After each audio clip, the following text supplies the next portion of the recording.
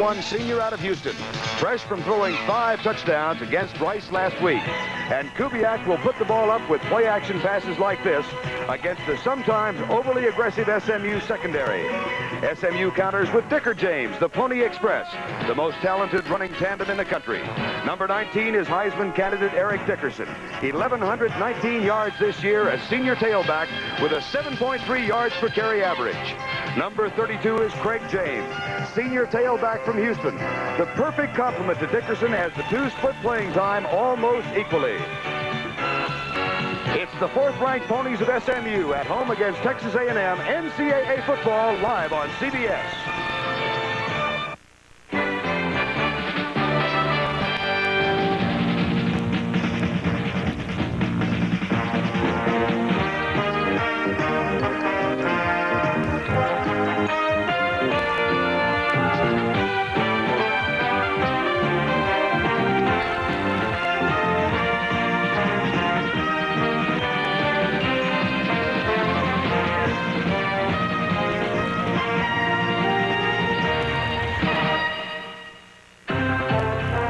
CBS Sports presents NCAA football.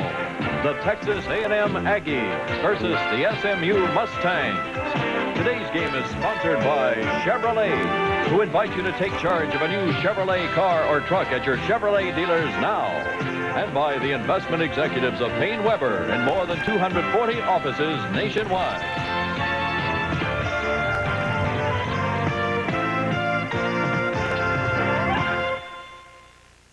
Season is expected at Texas Stadium in Irving for the Southwest Conference game between the Aggies of Texas A&M and the 4th-ranked Mustangs of SMU. It's a key midseason conference encounter. SMU leading the conference, unblemished record of 4 wins and no defeats. The Aggies are 2-2, but most significantly, they have won their last 2 games, a squeaker against Baylor and then last week a thrashing of Rice. Good morning, everybody. I'm Vern Lundquist, along with former Oklahoma All-American quarterback Steve Davis. Steve, A&M 4-3. Expectations were very high at the beginning of the year, and there might be some disappointment there. They've been hindered all year long by the injuries on their offense, their inability to control the football, and the position changes week after week on the defense. I think if they're going to win the football game, they have got to control the ball and the clock, keep the ball away from SMU's talented offense, and keep their defense off the field. The key stat, I think, today, Vern, is going to be the time of possession, the drives, and how many 1st and 10s they're getting their first series as they go down the field. Might you expect anything differently, perhaps, from a defensive perspective from them? Well, possibly so. Yes, sir. Here they come. The visitors from College Station, storming out of the tunnel at Texas Stadium in Irving, dressed in their road uniforms. Their head coach is Jackie Sherrill in his first season at Texas A&M. They lost the opener to Boston College, defeated Louisiana Tech and UTA, then lost to Tech on CBS, but they have come back with a couple of wins. Now then, SMU, 4-0 in conference, 7-0 for the year. They are 4th in the country. And yet one wonders what they'll do today. This is a football game that literally ages coaches. As a former player, Oklahoma was favored by 20 points my senior year. We won 30 straight games. We go in against Kansas. We're favored by 20. We get beat by 20. I think SMU early in the ball game has got to completely dominate. Don't give Texas A&M any encouragement whatsoever, because in the back of the players' minds, they're thinking, I don't know if we can beat them. But if you give them any encouragement, they play tremendous football. They've got to dominate the game early. And they are at home today, a homecoming crowd. The Mustangs of SMU.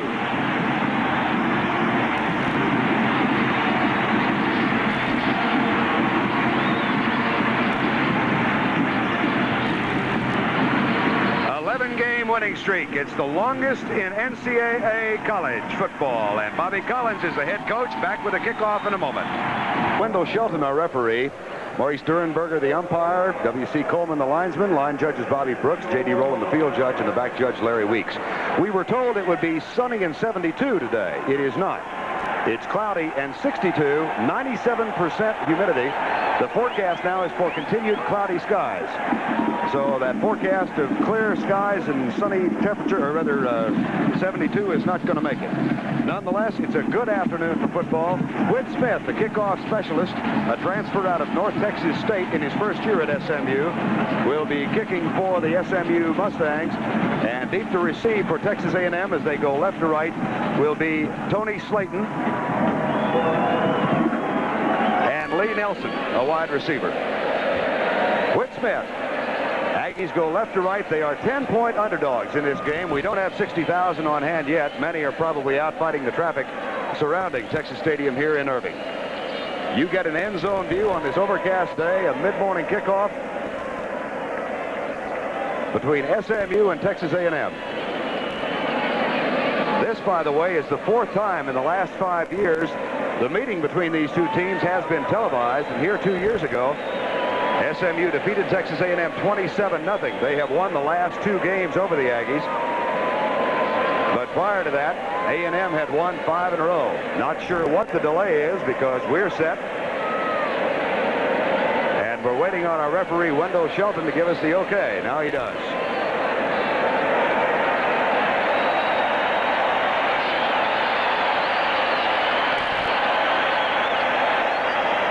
Straight ahead, left-footed kicker. Nelson 2 yards back. Will drop it down to one knee and come out to the 20.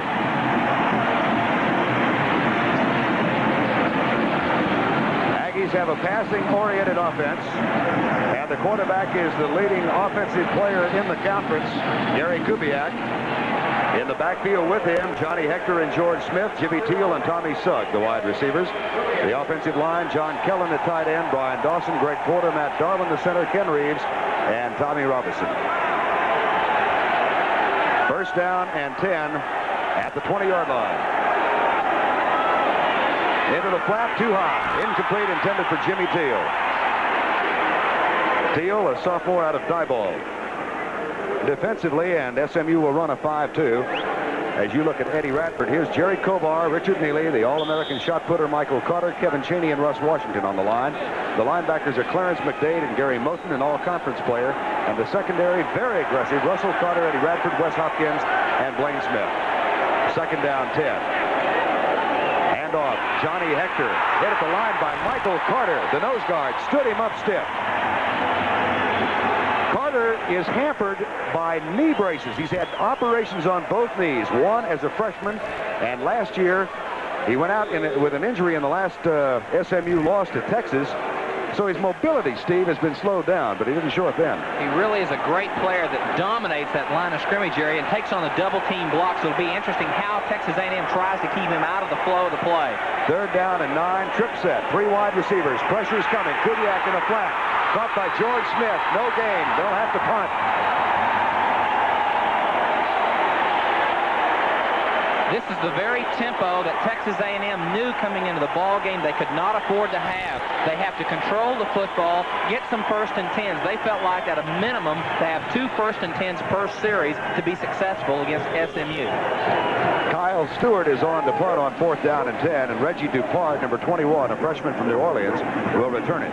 SMU has had problems returning kicks. This one is a line drive kick that will bounce at least once, now twice, and Reggie Dupart runs away from it. It takes an SMU roll, and the Mustangs will have good field position.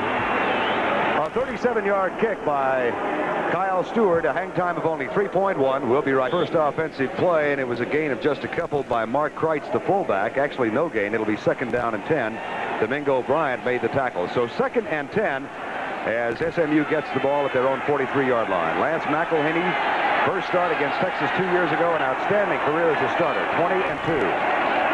Option play, pitch out. Eric Dickerson, not much there. Jerry Bullitt, number 33, the linebacker, and Domingo Bryant, the freshman strong safety, number 6, jammed Dickerson up with a gain of just 1. Take a look at it, Steve. Here's the look of what Lance McElhaney, the quarterback, will see on the option play. When he first comes to the line of scrimmage, he has got to look at the perimeter, see the people in the defense. He's looking at who has the deep responsibility. The second man inside has the pitch, third the quarterback, then the fullback. He's got to find those people as he sets right now. 3rd and long, SMU doesn't throw that well or that often. But every once in a while, nope, not this time. 4th down, Ponies will punt. Intended for Gary Smith, who is a freshman, had 8 catches for 114 yards in a backup role in a game played in the Cotton Bowl. He's a 5-year senior, Billy Cannon defending. Not to be critical, but that's out of step and phase with what SMU has gotten to this point in the season, ranked number 4 in the country. You've got to run the football right now, establish your running game, dominate. Well, he's an all-purpose player. Craig James is back to punt. Deep to receive will be Billy Cannon. Here's the kick by James, and Cannon will return it from the 18. Gets a good block. Now he's chased to the sideline and strung out of bounds. A 38-yard punt, one on the return, hang time of only 2.9, but the Aggies have it for the second time. To the ball, and Johnny Hector tries to find room on the left side, picks up a couple. It'll be a gain of 2. Clarence McDade, the junior college transfer number 91, made the tackle. So first 5 minutes, as you look at Bobby Collins, first couple of minutes, Steve, all defense. It really, one of these two teams has to dominate offensively. SMU, the team obviously that has done it all year long, they need to take control of the game. That's what Texas A&M's got to do to win, but it'll be easier for SMU to do it. Second down, 7. Kubiak will throw for the second time, maybe, fumble, scramble for it. Who gets there first? Mustangs have the football. Richard Neely, who is a terrific kid and a great football player. Russ Washington, number 93, made the tackle, and Kubiak is down. He was hit by Russ Washington, the right defensive end, and Gary is injured. Watch Kubiak really get shaken up. He's trying to go down the field with the ball. Gets a lot of pressure from Russ Washington, number 96. The ball pops loose. Richard Neely will fall on it. But unfortunately, Gary Kubiak, who was laying on the turf, is really in pain. He looked like he rolled over his arm or something. Oh. Gary, a senior from St. Pius. Billy Pickard, the Aggie trainer, is out there along with the team physician. Working on his leg.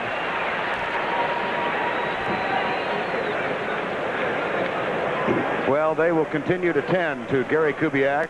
We'll hope for the best. In the meantime, we'll be right back. Of whom are fans of Texas A&M has been stunned by the injury to Gary Kubiak. They have brought the stretcher out on the cart, and Gary is still down at the 10-yard line. They're working on his left leg, Steve, or left knee. I'm not sure which it was, but he will be taken off the field on the stretcher and then immediately, I'm sure, to an adjacent hospital. And what a tough blow for this young man who is having an outstanding year. Last week, 5 touchdown passes against Rice. Needed one more touchdown pass to tie Ed Hargett for single season record at Texas A&M, and that was set back in '67. Has really blossomed in his last 2 years. He was, it was thought he would redshirt his sophomore season. And as a matter of fact, I recall it was the game here against SMU. David Beal had been hurt the week before. He's now on the offensive staff at A&M. And Mike Mosley had been suspended for a game, and Gary Kubiak got an unexpected start. Didn't play that well of the rest of his sophomore year, but last year really came on, and he's having a super senior season. Unfortunately, the game of football, injuries are part of the chances you take. It's a nice, clean hit by Russ Washington. Nothing wrong there. It's the way that Gary goes to the turf and the position of Russ Washington that causes the injury. He's really in pain. They will be ever so careful, obviously.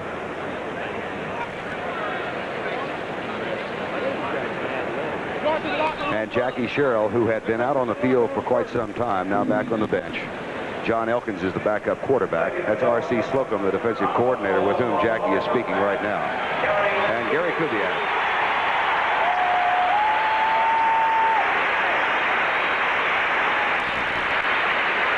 See Joe Beard, number 65 of SMU, applauding as he walks off. He's a very smart, intelligent kid, and obviously in great pain.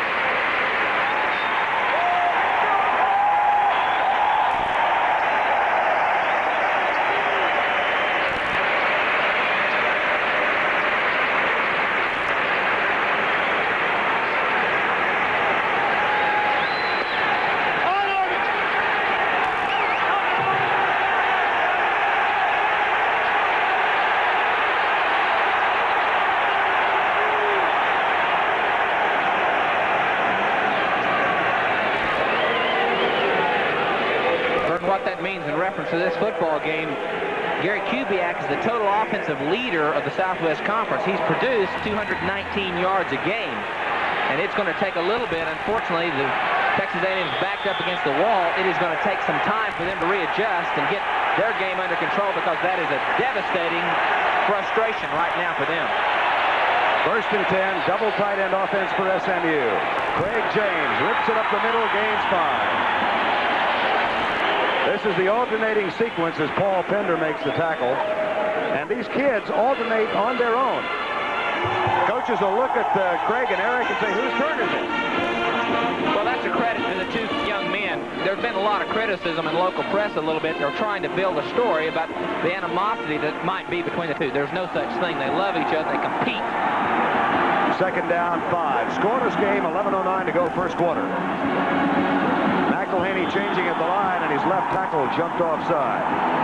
Grady Burnett, the senior from Georgetown, number 66. And that'll cost SMU 5 yards. Obviously, as soon as we hear something, we'll get word to you on the condition of Gary Kubiak. Bobby Collins will send in the play.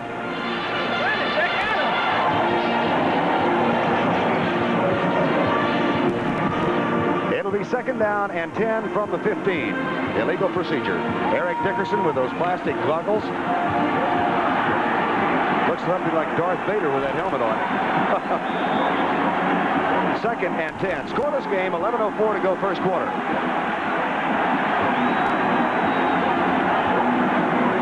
Handoff goes to the fullback, Mark Kreitz, and he plunges over right tackle for just a couple as Ray Childress, who's a youngster playing before his family today, a sophomore, number 53 for Texas A&M. He made the tackle. Sophomore out of Dallas Pierce. 3rd down and 9. And this is what A&M hopes to accomplish defensively, is to get SMU into these 3rd and long situations. That really is a situation you've got to hope to get them into. And also in a situation where you're pressed up against the wall, you know your top quarterback is out. It has a tendency, adversity, to make a team play better. Let's see what happens. Freshman Keith Brooks has come in at wide receiver, wide left, number 13. McElhaney will throw for the 2nd time. For Brooks, lob pass, caught, touchdown.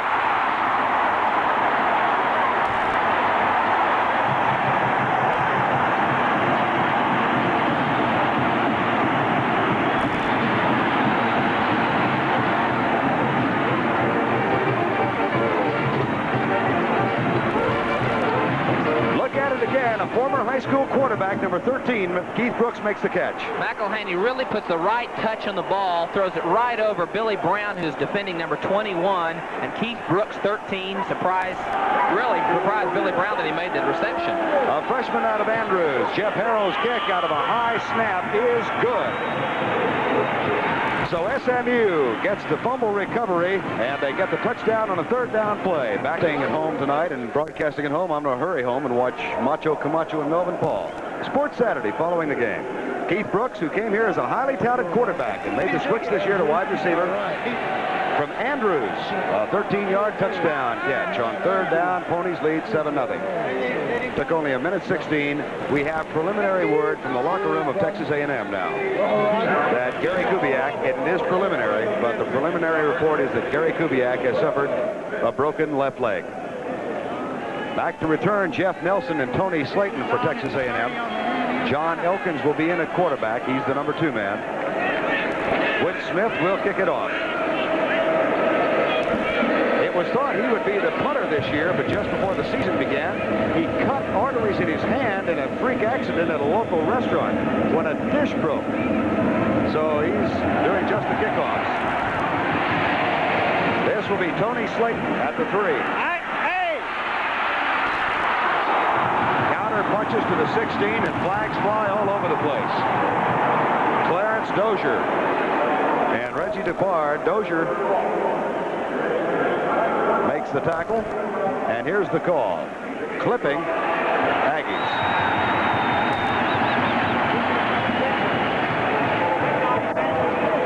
John Elkins is a sophomore from Baytown Lee, 6'1", 210 pounds.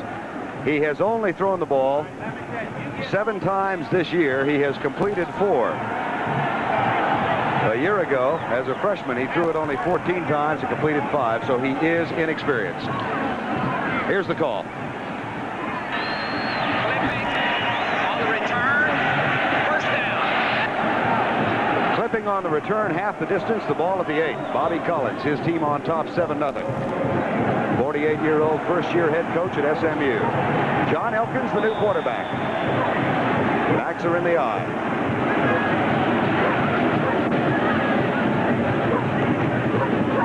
Johnny Hector, left tackle, nice run, out to the 11 or 12-yard line. See where they spotted. Clarence McDade made the tackle.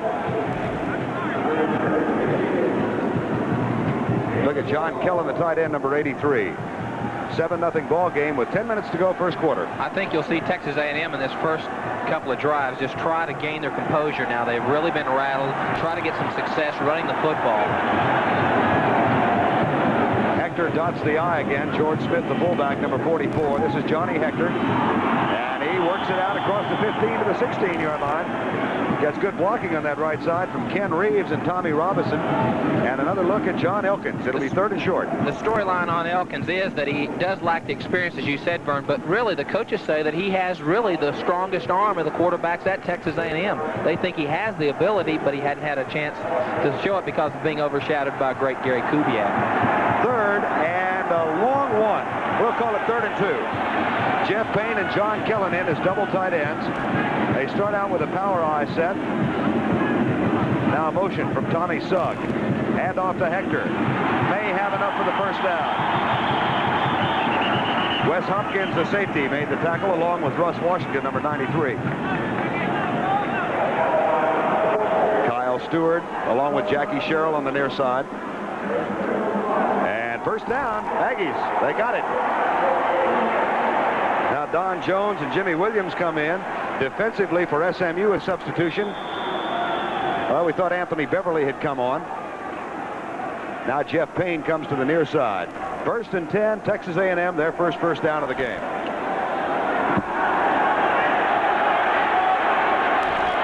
Seven 0, 8:36 to go, first quarter. Split backs, Hector going left, gets a block from Ken Reeves, and then Wes Hopkins jams him up. Number 46, a former walk-on out of Birmingham, Alabama, who was a second-team All-Southwest Conference pick a year ago. Hopkins, 4 interceptions for the year. Also a trombone player, and Ron Meyer said of him when he was the coach here, he's the best walk-on I have ever seen. It'll be 2nd down and 10. No gain last play. 7-0. Mustangs on top.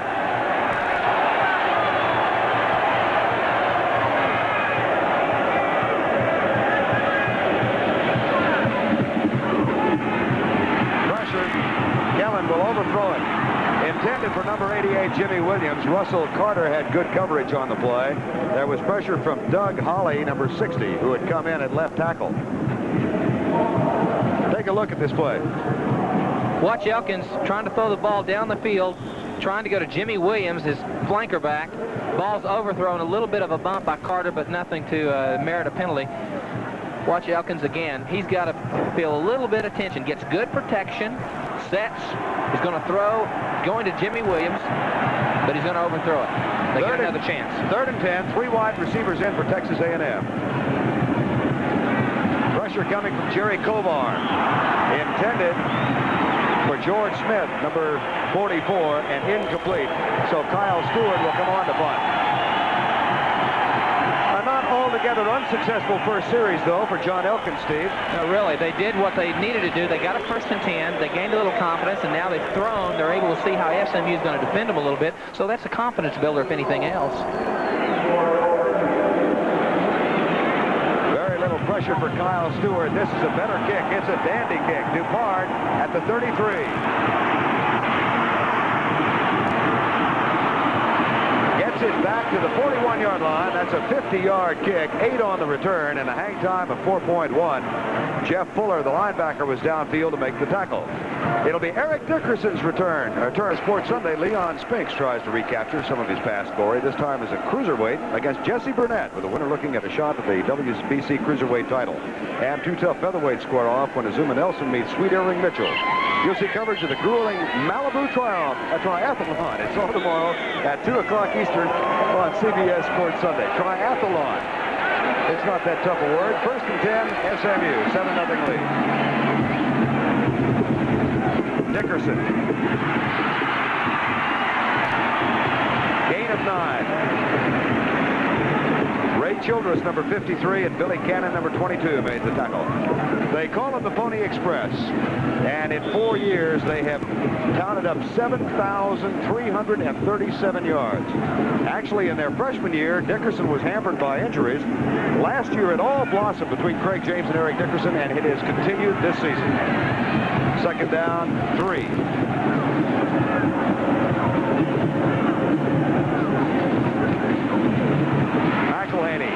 Jammed at the line by Domingo Bryant, the strong safety, who's playing up on the line. It's almost an 8-man front, Steve. What they're trying to do is cause Lance McElhaney, the quarterback, to do just what he did there, where he has to keep the football. If you're playing option football and you've got great backs like James and Dickerson, you certainly don't want those two boys carrying the football. And so they're trying to force Lance McElhaney, who will beat you, but they would rather him beat you than the two hosses in the backfield. Well, if you'll watch number 33, Jerry Bullitt, now he's going to come and line up on the left side of the field, and Bryant will come to the right side. Hand off Dickerson, didn't get it. A heck of a defensive effort by the Aggies. That 8-man front with Bullitt and Domingo Bryant up on the line, and Keith Guthrie made the tackle, number 74. They're wanting to try to force SMU into a situation where Lance McElhaney has to do it, or they have to throw the football. Get them out of their environment of giving it to those type people, Eric Dickerson. That time, good pursuit. The defense is rallying around the fact of the adversity that they encountered early in the ball game with Kubiak's departure. And so Craig James is on the punt for the second time. Billy Cannon waits for it. This is a terrific kick by James, and it'll come out to the 20-yard line. 5:39 remaining in the first quarter. A 51-yard kick for Craig James, a hang time of 3.8. And John Elkins talking it over with Jimmy Helms, former great Texas running back, and Jackie Sherrill. Jimmy was one of your coaches at Oklahoma. He certainly was. I had a lot of fun with Coach Helms. What Texas A&M, as I said at the beginning of the show, what they've got to do, regardless of who the quarterback is they've got to get some 1st and 10s in the first couple of series, and they've not been able to do that. They've gotten one. They need to get something established right here and get the ball away from SMU. 1st and 10 at the 20, 7-0 game. Ponies lead on a 13-yard touchdown toss. Draw play. Hector up the middle. Watch him rip for yardage. He's close for a 1st and 10. One thing the Aggies do have this week they did not have when we saw them last is Johnny Hector. He missed 2 games with an injury. They were missing 3 backs in the last game we did, which was the Texas Tech football game. That young man, Johnny Hector, is one of the returnees. Ernest Jackson is another one. And that has helped them so much to be able to give them a legitimate running threat, where Kubiak in the past was having to dominate and carry the ball game himself with the throw. If you joined us late, Gary Kubiak went out on the second series with what we have heard was a broken left leg. That has not been confirmed. It's 2nd down and 1. This time, option play. Elkins to Don Jones, belted by Blaine Smith. Don Jones last week, 3 catches for 114 yards and 3 TDs against Rice. But this time he took a shot from number 23, Blaine Smith. Don Jones is an exceptional receiver, good precision routes. Blaine Smith, number 23, is going to come right there. He's a little bit late. Now, let me tell you what they're doing right here. They're getting ready to try to set up a long pass across the middle, because that man, Blaine Smith, has a tendency to be overly aggressive. He's going to get himself in trouble if they don't watch it. 3rd and 1. Tommy Sugg, number 25, in motion. Hector up over the top, 1st down. Off the trampoline for a high dive and a 1st and 10. Well, certainly the emotion that was felt when Gary Kubiak went out, and it was almost tangible, has been regained. I mean, they've gotten themselves back together with John Elkins, the junior, a sophomore, in their quarterback. 1st down and 10, Aggies at the 33. Split backs and 2 wide receivers split left and right. Option play, Elkins will keep. This time, nothing there. Richard Neely up on top, and he got help from Gary Moten, number 33. Let me expand my point just a little bit on Blaine Smith and Wes Hopkins, the 2 safeties in the game for SMU. In the Texas game last week, the Texas A&M coaches analyzed that they were too aggressive. They were taking some chances. So Texas A&M, they just ran the option play, and they really will continue to run a type of play that will cause those safeties to want to react to the run, and then hopefully get a Don Jones or a Jimmy Teal or a fast receiver past them, and hopefully be wide open deep in the secondary. They've got to hurry now with only 3 seconds to get the play off, or they're going to face a 5-yard penalty. That's what they're going to get. And I think that's one of the problems they're going to have with the inexperience of John Elkins in there at quarterback. Delay of game. Now let's go to New York and Brent Musburger for this NCAA update. Vern, here's a play to set up now a touchdown. The motion man, 31. Keep an eye on him. Ronnie Harmon comes back on the reverse. It's an option play, but the defense opens up like the Red Sea parting, and this run by Harmon set up the Hawkeye touchdown. 7-all. Let's go back to Vern.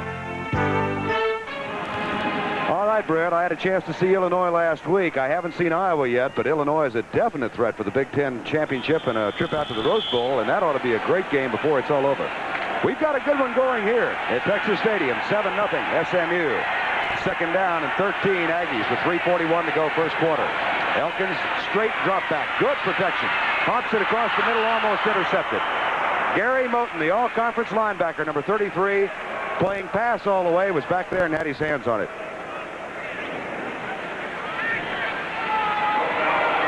Gary Moten is an exceptional linebacker because of his tremendous speed. He has 4.5, 4.6 speed, is so rangy. Reminds me a lot of Oklahoma's Rod Choate, who was a two-time All-American. He just really covers the whole field. Very instinctive player. 3rd and 13. 3 wide receivers in the lineup for Texas A&M. No blitz. Draw play didn't work. Well, there is a fumble. Kevin Chaney comes up with it, number 58.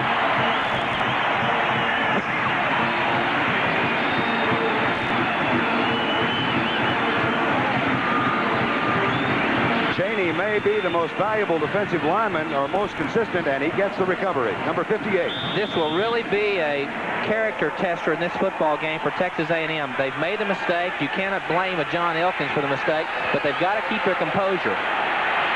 Craig James is the tailback now. A look at Kevin Chaney. Craig James flags her down. James plunging to the 21-yard line. That is the second turnover we have had in the ball game. The first one on the second A&M series was forced by Russ Washington when he hit Gary Kubiak. Kubiak went out with a possible broken left leg. And now with the inexperienced John Elkins in a quarterback, a mix-up with Matt Darwin on the snap, and the recovery by Kevin Chaney. We've got a procedure call, however, against SMU. And the option with the Aggies is you look at 38-year-old Jackie Sherrill. Texas A&M has played well in that last series. It's just a matter now. They're liable to go down by either a field goal or a touchdown, but they've just got to pull together and not lose total composure, because they've got, with Hector in the football game, they've got a chance. The offense, still first down. Having some problems with our microphone. Wendell Shelton, our referee. SMU has outscored its opponents by 42 points in the first quarter this year, and running up a 7-0 record. First down and 15 at the 31. McElhaney with a flag down, fires it incomplete for Jackie Wilson at the 20-yard line. Senior out of Kirbyville couldn't make the grab. And the Aggies thus far, Steve, have forced SMU into passing situations. That's right. I'm very surprised that SMU so quickly has felt like that they had to go and throw the football, because Lance is a good pressure. Well, another penalty. Holding. Now Bobby Strojan, the linebacker, is looking over at R.C. Slocum saying, do we want it or do we want to have a 2nd and 15? It would be a 1st and 25 or a 2nd and 15. I'd be tempted to take the penalty. Thinking about field goals and so on. Here's a call. They'll decline it. Well, that's a 50-50 proposition. Would have been a 10-yard penalty. Especially with the explosiveness of SMU on offense. Would have been a 5-yard penalty. It was not a 15. It was not holding. It was illegal use of the hand. Second down and 15. Help me get out of this. McElhaney to throw again. Fires it out. Caught. Gary Smith at the 16-yard line. His brother Anthony was a 4-year starter for Texas A&M. Gary was out with an injury last year, so he's a 5th-year senior. We'll look for one more time. Lance McElhaney's statistics throwing the football are not overly impressive. 44% completion average. But what he can do, you give him a little bit of cushion, as Billy Brown, 21, did on Gary Smith. He'll complete those kind of passes. 3rd and 1. Norm Revis and Scott Ford in as double tight ends. Power set. And James has enough for the first down inside the 15-yard line. They will run the power I set on third and short yardage with both Dickerson and James in there. They have done that all year. What an opportunity to have great backs. Look at Craig James. He is really a slasher, powerful type runner. Almost, there's not a superlative that I don't think has been used on those two athletes because they are really exceptional tandem tailbacks. James has 2 for 8 rather than 0 for 0. Ball at the 15. James again. Huh, tenacious runner. He gets it down to the 11. Domingo Bryant, number 6, who is a candidate for Freshman of the Year in the Southwest Conference, made the tackle.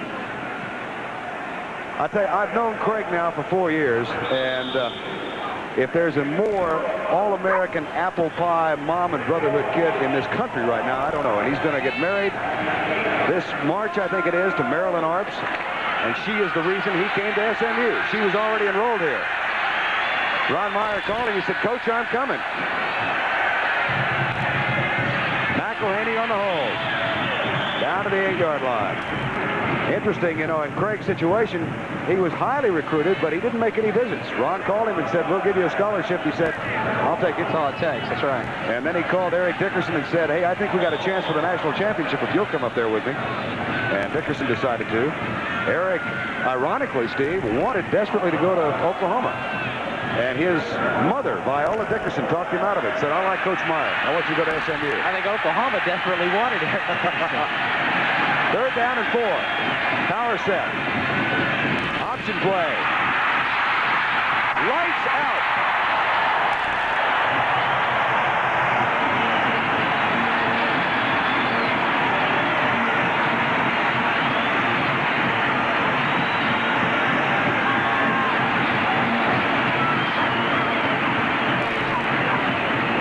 Goodness, what you can do with both of them back there. That's right. He gets good blocking on the inside. Number 6, Domingo Bryant, makes a mistake, bust. No one's out for the pitch, and Eric Dickerson uses his speed and scores the touch. Doug Holly congratulating Eric Dickerson. Jeff Farrell with a high snap again, but again it is through, and the kick is good. Wearing the goggles, he's nearsighted. And a terrific young man. There's not a... You don't get a sense with Eric of overbearing ego at all. He's got things in perspective. He and Craig both have, and they've handled their publicity and the circumstance with just a terrific amount of ease. Tomorrow on the NFL Today, Herb Cross reports from the site of the negotiations, and Brian Sipe joins Brent in the studio. Plus, can the season be moved? And a look at Union leader Gene Upshaw. All that tomorrow at 12:30 Eastern Time on the NFL Today on CBS. 90 seconds to go, first quarter. If you did join us late, on the second A&M possession, Gary Kubiak back to throw was hit by Russ Washington and fumbled. Gary left the game with what we have been told was a broken leg. A&M recovered and got a touchdown pass from Lance McElhaney to Keith Brooks. Now a second recovery and a touchdown from Dickerson. Here's Whit Smith kicking it deep to Jeff Nelson, and it will come back to the 20-yard line.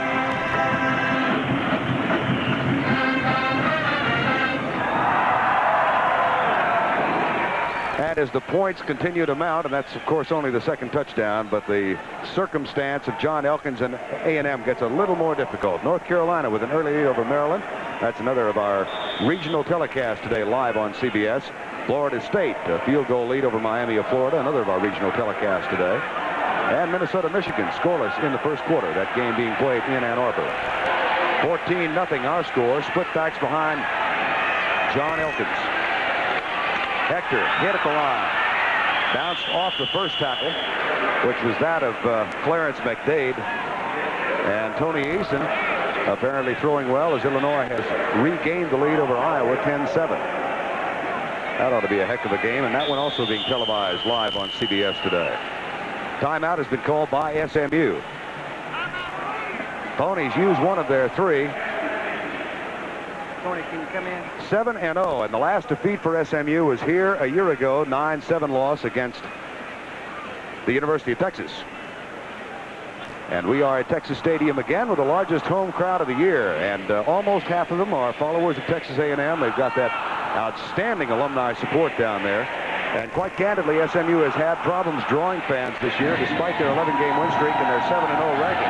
Their highest crowd was 31,000 for TCU, and it has been a topic of continuing discussion here in the media, and I suppose among the followers of SMU. But a good crowd today as the Ponies try and move up in the standings. They have a 14-0 lead. I'm Vern Lundquist along with Steve Davis. Both bands are here. Homecoming.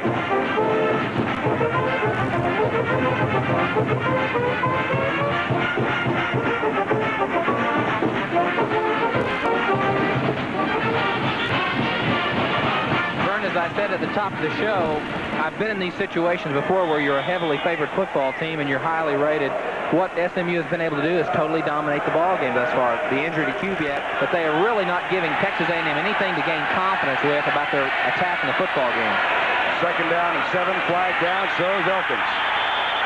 Michael Carter.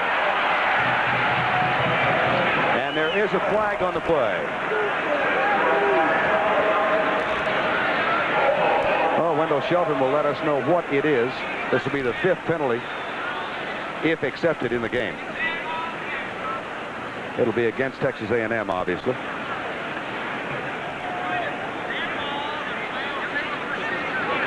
Procedure call against Texas A&M. I would imagine that the Ponies as a dead ball foul. Jackie Sherrill talking it over with the line judge. And they'll mark off 5 yards. It was a dead ball foul, so there was no option. It appeared to me that John Elkins is pulling away from the center a little bit premature. That time he was going to try to throw the ball, and I think he's jerking away. Here we can see the last 4 possessions of Texas A&M, the things that they really cannot afford to do. Punt, the fumble, that's where Kubiak in the 2nd series, that's where Kubiak got hurt. The punt, the fumble, those things have killed them in this first part of the football game. 1:01 to go, first quarter. John Elkins brings him up. Carter fighting off Matt Darwin in the nose. That's a heck of a battle so far that Carter has won. Pitch out, right side. George Smith, the freshman, fumble. SMU has it. 3rd time in the first quarter.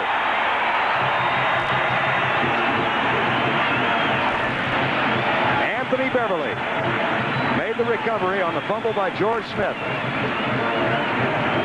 And right now, the Aggies are in San Antonio heading for the Valley. They're going south. That's right. Watch the play. George Smith, as the freshman cuts inside. Let's see who strips the ball from him. A good hit right there. Was that Russ Washington or Anthony Beverly? Clarence McDade made the hit. All right. Number 91, and Beverly the recovery. Whatever, it was a blur. Well, we talked about Domingo Bryant. Beverly's also a candidate for Newcomer of the Year. Here's McElhaney. He was messed up almost immediately by Billy Cannon, who finally makes the tackle. Lance comes back to talk it over with Eric Dickerson. Lance McElhaney, his dad, Don, was a great player back in the 50s here at SMU and later a pro. Has a brother, Lott, who's a year older and started out as a fullback and a tight end here at SMU and played extensively as a freshman, but Lott, bless him, is very slow. And as the squad improved, he just couldn't find playing time. He's still a member of the squad. Dickerson breaks the tackle. A near face mask, and that may be the call. There are 2 flags down. Domingo Bryant, number 6, and Dickerson is hurt. Eric Dickerson is hurt.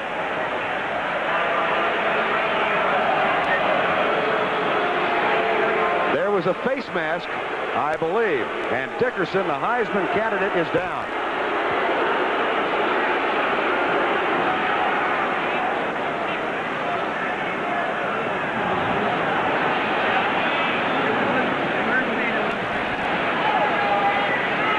Birdwell, trainer, is out. Let's look and see if we can see it. Domingo Bryant, number 6, right there. He'll grab. He's not grabbing purposely. He's trying to get hold of the upper body of Eric Dickerson. Domingo Bryant makes the tackle on Eric, and it looked like he rolled over. Holding his midsection. Yep. I don't think it was the face mask because Eric immediately grabbed his stomach. Take it to the ground level. Okay, let's see what happens. Domingo Bryant. It's going to be when he goes down to the turf. There's the face mask. It's obvious. And I think he probably got a... Oh, there was a foot in the chin. Foot in the chin. Bryant, yeah. And to the stomach. He's going to be okay. They do have a backup, and the name is Craig James. And if you got to go to your second team, that's not bad. I believe he just got the wind kicked out of him. At any rate, that is the end of the first quarter of play. They'll walk to the south, and there's the backup. We have finished 15. SMU has the lead, and they're threatening back today. Brett and Arrow with scores and highlights, plus, in their own words, featuring former Heisman Trophy winner USC tailback Mike Garrett. That's all coming up at halftime today on CBS Sports. Bobby Leach is in the lineup now, goes wide to the left side. And Keith Brooks goes wide right. The backup wide receivers are in there. Craig James, the tailback. Craig gets the handoff and is met toughly by Keith Guthrie, number 74, and Fred Caldwell, number 91. Paul Pender, number 98, also a part of it. Average field position, and take a look at the first quarter stats first of all. The important things to look at are the 3 turnovers that have literally killed A&M, and the other stat is that SMU has had the ball controlled more with 8 minutes 11 seconds of that first quarter. Texas A&M has not been able to generate any offense whatsoever. A&M's average field position has been 82.6 yards from the goal line. SMU's 36.4. That's what turnovers will do for you. Option play, pitch out to Craig James. Gets a good block from Norm Revis. He got 2 terrific blocks then. The first from number 42, Michael Charles, the fullback, and the second from number 88, the tight end, Norm Revis. And then somebody pops him with a football. Watch the block, Steve Davis. Texas A&M had it reasonably defense. Watch McElwain. He's got to pitch off the wrong man. Right there gets one great block off on Bullet. Number 33 goes down, and then Craig just bops in into the secondary. 3rd and 2, and we will have the power I set. Eric Dickerson is back in the lineup. He's the tailback, and James is the power back to the left side. Dickerson should have enough for a 1st and goal. Ray Childress, number 53, made the tackle. For the day now, Dickerson 21 yards on 6 carries, and James 21 on 5. Against TCU, or I beg your pardon, against Houston, Eric Dickerson had 14 yards at the end of the first half, and we thought, boy, they're doing a great game, defensive job on him. At the end of the game, he had 241 yards. He's going after 4,000 for his career, and he is 27 yards short of that. We'll let you know when and if he gets there. 1st and goal. So they will keep the power set in the lineup, I'm sure. Now coming in, and A&M is doing an interesting thing here, Steve. Defensively, they've got Greg Porter, number 61, and Ken Reeves, number 57. 2 offensive tackles are in the defensive line. See 57? Yep. It's Ken Reeves, the right tackle, and 61, Greg Porter. And they're in on their goal line defense, and they have played short yardage before. Power set on 1st and goal. Up and over the top to Craig James. He plunges down to the 1-yard line. Jeff Fuller, who was starting out. Well, look at this defensive line. 2 offensive linemen in there. That is not all that unusual on goal line circumstances, though. No, really, what they're trying to do, they're trying to kind of burrow in underneath the line, the offensive line, get low, and cause the running back to go up over the top, and hopefully a linebacker meets him in midair. 2nd and goal from the 1, early moments of the second quarter. Oh, what a stick at the goal line by Domingo Bryant, number 6. He guessed the play would go high, and Greg Berry, number 48, was also a part of it, but it was Bryant, number 6, who made the key play. There's Domingo Bryant, number 6. Watch him as he perfectly times the jump of Craig James. The linemen push him underneath, the offensive lineman down underneath, and force Craig James to go over the top. Domingo's right there to make the play. Freshman out of Garrison, Texas. 3rd and goal from the 1. A 14-0 SMU lead. No, sir. He is not in. Ken Reeves, number 57, made the tackle. 4th and goal. And this 50% A&M crowd urging the Aggie defense on. The strategy is to take no prisoners for Texas A&M. You've got to make them stop somewhere, and right here, good play, string out the play, cause him to look for a seam and stop him. They've gone up the middle 3 times. What do they do on 4th down? Go wide? No.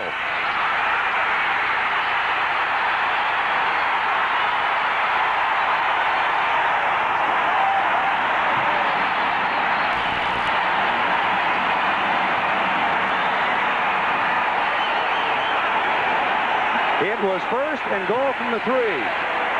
It was 2nd and goal from the 1. It was 3rd and goal from the 1. It was 4th and goal from the 1, and now it's 1st and 10, the other direction. You win football games with great defensive play, and I tell you, watch it in there. What happens is they just plug up the hole and cause Craig James not to get in. Excellent play. Number 48, Greg Berry, makes the tackle. Junior out of Abilene Cooper, Jackie Sherrill wants to talk it over. Super series for the A&M defense. It's still 14-0. A&M has called time, and they've got the football. Todd is boxing's newest sensation. Hector Macho Camacho takes on former AAU and National Golden Glove champ Melvin Paul. And you'll see Harry Arroyo face Joe Manley. All 4 fighters are undefeated. Plus, you'll see coverage of the 15-kilometer Tulsa Run, Steve Davis's hometown. It's all coming up after the game on CBS Sports Saturday. 1st and 10, Texas A&M. Gary Kubiak in the hospital. Their starting quarterback and all-conference candidate, John Elkins, is the backup. Aggie defense with a brilliant series. Now 99 yards away. Just get it out. Trying to throw it in the end zone.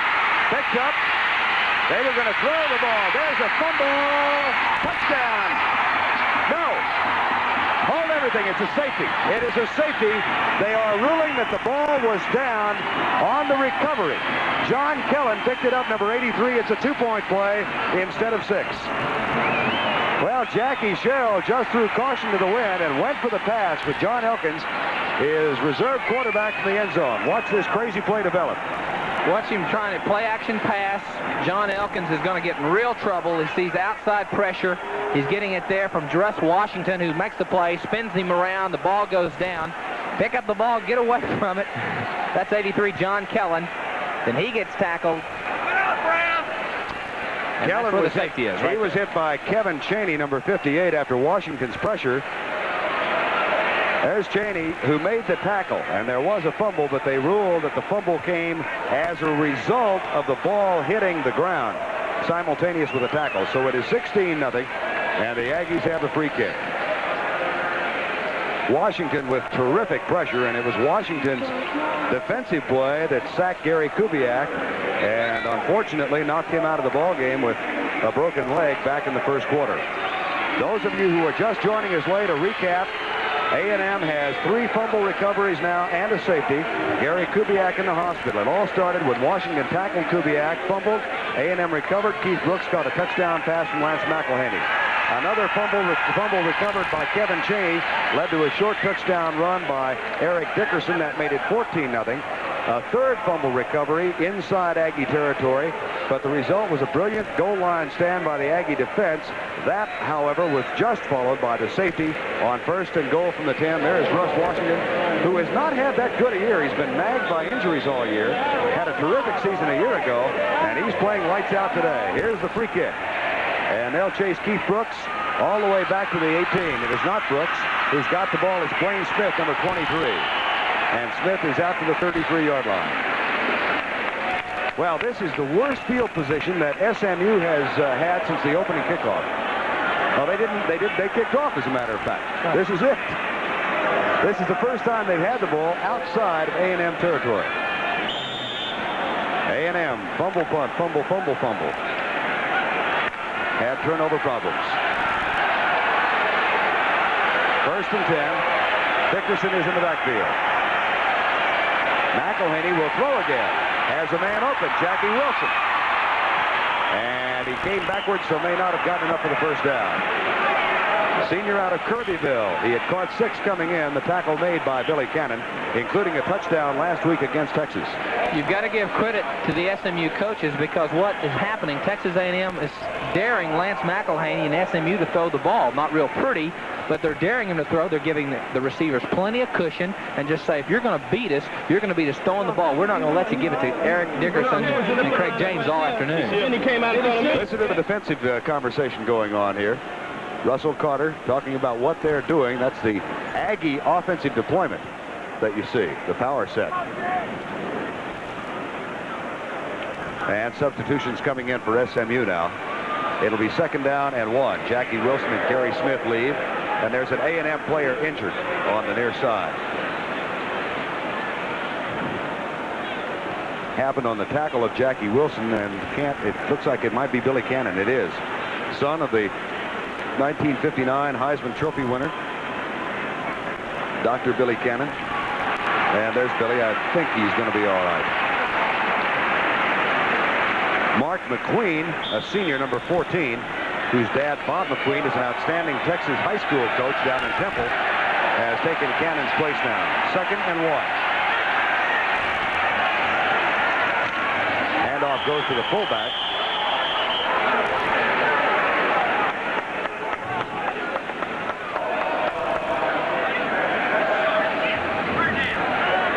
And let's see if they got the first down. May not be enough. It is not. Mark Kreitz carried the ball. I thought I saw a 38 instead of a 36, and it confused me there for a second. Confused me because there is no number 38. 3rd and 1. Steve, are they still in that equivalent of an 8-man front, A&M? They have been the last couple of plays, yes. It has worked. Power set. First down. Dickerson gets it as he squeezes through a tiny hole at right guard. Eric Dickerson, his 8th carry. All of Texas A&M's defense is right up in the line of scrimmage, and Eric Dickerson goes over the pile and finds him a little seam and gets all it takes for the 1st and 10. Billy Cannon back in the lineup for the Aggies, number 22. A look at Eric Dickerson with 23 yards on 8 carries now as he closes in on 4,000 for his career. 1st and 10, SMU with a 16-0 lead. There's Billy Cannon. High set this time. Motion from Gary Smith wide to the left side. Dickerson. What a play by Jeff Fuller, number 37. Junior, who's playing at home from Dallas Roosevelt. 6'2", 209-pound linebacker who started the season as a strong safety. Jeff Fuller's responsibility is outside. He has got to make sure that nobody gets outside of him. Eric Dickerson cuts the play outside. Jeff Fuller, good shoulder, on-shoulder tackle, good play, good stop. 16-0 with 10:02 remaining in the first half of play. Touchdown catch from Keith Brooks off the arm of Lance McElhaney, run by Eric Dickerson, and a safety. 2nd and 10. They popped it out. Caught. Flag is down. Catch made by Gary Smith. McElhaney looks out at him.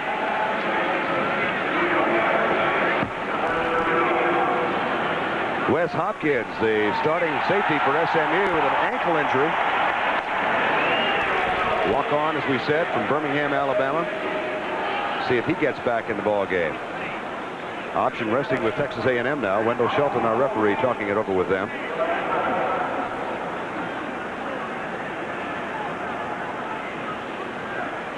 So it has been thus far, Steve, a matter of field position, turnovers, short drives. Aggie defense has played very well. On the offense, 2nd down. And it'll be 2nd down and 10. R.C. Slocum, the defensive coordinator of Texas A&M, has to be pleased with his defense. When they've had a fair chance, they have played extremely good today. And if we say that the Aggie defense has been much maligned, that's an underestimate. I mean, they have been criticized beyond belief in the press. Here's McElhaney, runner throw. He'll keep it. Looks for a block from Dickerson. Doesn't get it. Tackled at the 45. Domingo Bryant, number 6. The Aggie defense has given up 408 yards per game. That's last in the conference. But they have played it close to the best and tough today. 4 rushes for 17 yards for McElhaney. You know, in my mind, you and Jack Mildren were the best option quarterbacks I ever saw. This kid may join the Pantheon, Steve. He's great at the option play. Exceptional player. We're going to talk about him. We'll get him an option to show you how good he is. First, he's going to look like John Elway. It's caught by Scott Ford, the tight end. Domingo Bryant with a tackle. That'll be 3rd down, however, and not enough for the 1st down, so A&M will get the ball back, I believe. Now, is there another flag down? Offside, SMU. Bobby Collins not too pleased. They have looked ragged.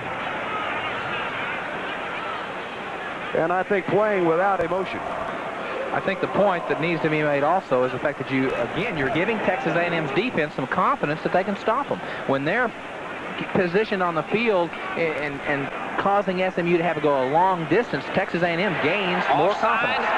The offense, third down. We've still got 8:49 to go in the first quarter of play, or first half, and that's already the 8th penalty today. Lance McElhaney, the junior, graduate of Highland Park High School in Dallas. And like many of these young men on his team, he didn't seriously consider going anywhere else. His dad, of course, a graduate of SMU. 3rd and 15.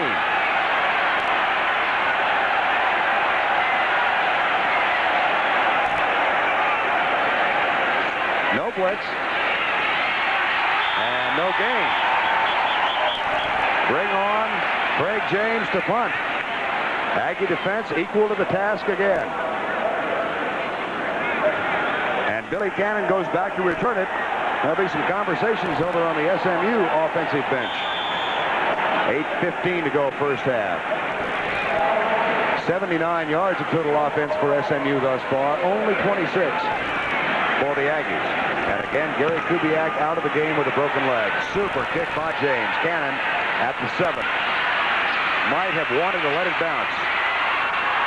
Down at the 15. A 44-yard kick. Cannon with 8 on the return, and an excellent hang time of 5.1. Briggs made the tackle. And we've got 7:54 remaining first half. A&M has the ball. Outstanding football players who wear those goggles is John Jefferson, who is a Dallas resident, or Dallas native, went on to Arizona State, and then to fame with the Chargers and Green Bay Packers. That is Eric Dickerson, having a tough day thus far. 1st and 10. A&M. Pitch out. George Smith being strung out by Anthony Beverly, gets around him and pushes it up across the 20 by about 3 inches. A&M has 3 remaining. They're at Arkansas on the 13th. They get next week off, then at home against TCU and close out on Thanksgiving at Texas.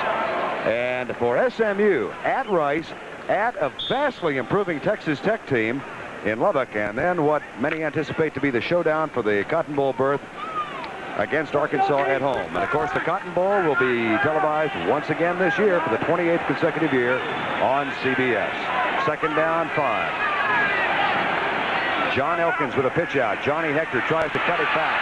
Runs into Doug Holly, number 60, who made the initial contact.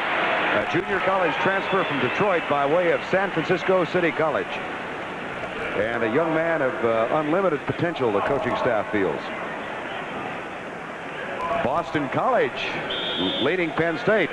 And Doug Flutie might have thrown a touchdown. Of course, Jackie Sherrill is familiar with Boston College, as they knocked off A&M in the first game. And Maryland, North Carolina tied in the second quarter. One of our regional telecasts on CBS. 3rd and 6. Ernest Jackson makes his first appearance of the day. Elkins to throw in the face of a blitz. Rolls out. T.D. Briggs was chasing him. Now fires it deep and overthrows. That pressure came from T.D. Briggs, number 54, and Ron Anderson was defending on the play. But it was the blitz by SMU, and again, the Aggies cannot move and will have to give it up.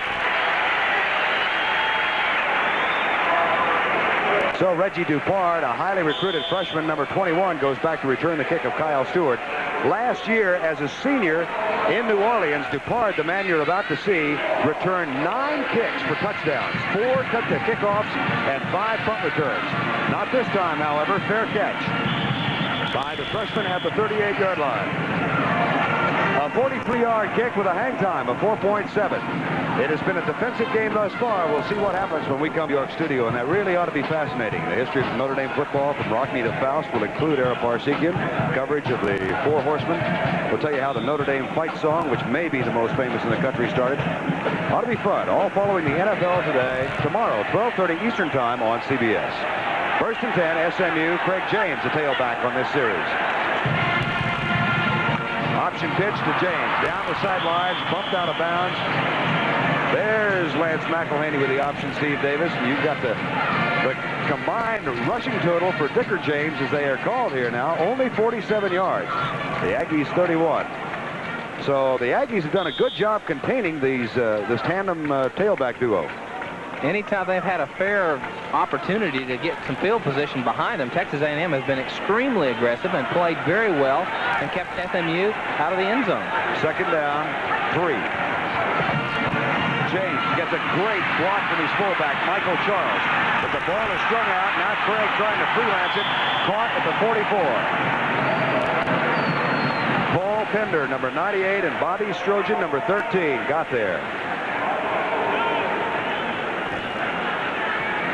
Watch Lance McElhaney, his reverse pivot. That's setting up the in-man line of scrimmage. He gets a hard rush out of that man and pitches the ball to Craig James.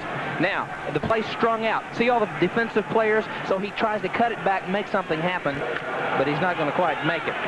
Bobby Strojan makes the tackle. 3rd and 4. SMU, 4 out of 9, 5 out of 9 on third down conversions. Now 6 out of 10. Jackie Wilson, number 85. The senior from Kirbyville who had a touchdown last week against Texas. Bobby Strojan, number 13, got back to make it, but it's a 17-yard gain for SMU. You know, somebody across the country checks the score, 16-zip, and they got to figure, well, Dickerson's got 150 and James 120 so far. It has been field position and turnovers. And a very, very outstanding A&M defense that has played their hearts out thus far. Timeout has been called by the Aggie defense. We've got 5:51 to go in the first half of play. SMU with new life, 1st and 10. Studios for the NCAA Today, Brent and Arrow with scores and highlights, plus In Their Own Words, featuring today former Heisman Trophy winner, USC tailback Mike Garrett. All that coming up at halftime on CBS Sports. 1st and 10 SMU, 16-0 lead, 5:51 to go first half. Stu Scott has made an appearance in the lineup. A junior wide receiver, number 83. Wide to the right with Bobby Leach. Craig James, it is not going on the ground for SMU. Keith Guthrie makes the stop this time. Number 53, Ray Childress, and 74, Keith Guthrie. Childress, a sophomore from Dallas Pierce, a starter full-time as a freshman a year ago. Get a look at number 38, Thomas Graham, who has come in at left end. They've got Paul Pender, Ray Childress, Keith Guthrie, and Thomas Graham as the down 4 right now. Jeff Fuller up on the line. So it is a 6-man front for A&M. McElhaney will put it up again. Drills the ball. Caught by Jackie Wilson. Wilson with a first down, and another flag flies at the 18-yard line. 3rd catch of the first half for Jackie Wilson. And let's see against whom. Face mask call one more time. And that'll cost the Aggies. I'll tell you who McElhaney reminds me of throwing the football. Number 5 at Oklahoma, Steve Davis. I don't know if that's a compliment to Lance or not. No, I think when you saw the film of him, you really saw a comparison in your style and his, didn't you? Here's Face mask against the defense. 1st down. Well, I think it's pretty common knowledge that Lance is not a great passer. The coaches know that. Lance, just like me, I had a tendency to try to force the ball, but when you have great runners or great support people, you don't have to be a great thrower. Today, Texas A&M is saying, Lance McElhaney, you beat us. Because of the character of the athlete, he's able to come out and throw those passes, and Texas A&M is going to have to come out of this type of defense. 1st down and 10. Well, they'll throw it again. If it's there, we'll take it, but not this time. Greg Berry, number 48, junior from Abilene Cooper. The linebacker coming. This time they go outside. Greg Berry, number 48, will be there. 98, Paul Pender causes Lance McElhaney to even go out further, but Greg Berry makes the tackle on Lance. That time it didn't work. McElhaney 5 out of 7. Greg Berry having a good day. Made the key stop on 4th and goal from the 1 earlier in this quarter. 16-0, 4:20 to go first half. 2nd down, 16. Rush is coming from Ray Childress. McElhaney pops it out. Flag, interference. Intended for Bobby Leach. And Wayne Asbury, number 16, the sophomore, went over the top and made contact early. And that'll be 1st and goal. Way to go, Buster! Bobby Leach had the backbreaker against Texas last week. The deflected pass off Jitter Fields. Look at it again. Asbury, number 16. Watch him on Bobby Leach, number 7.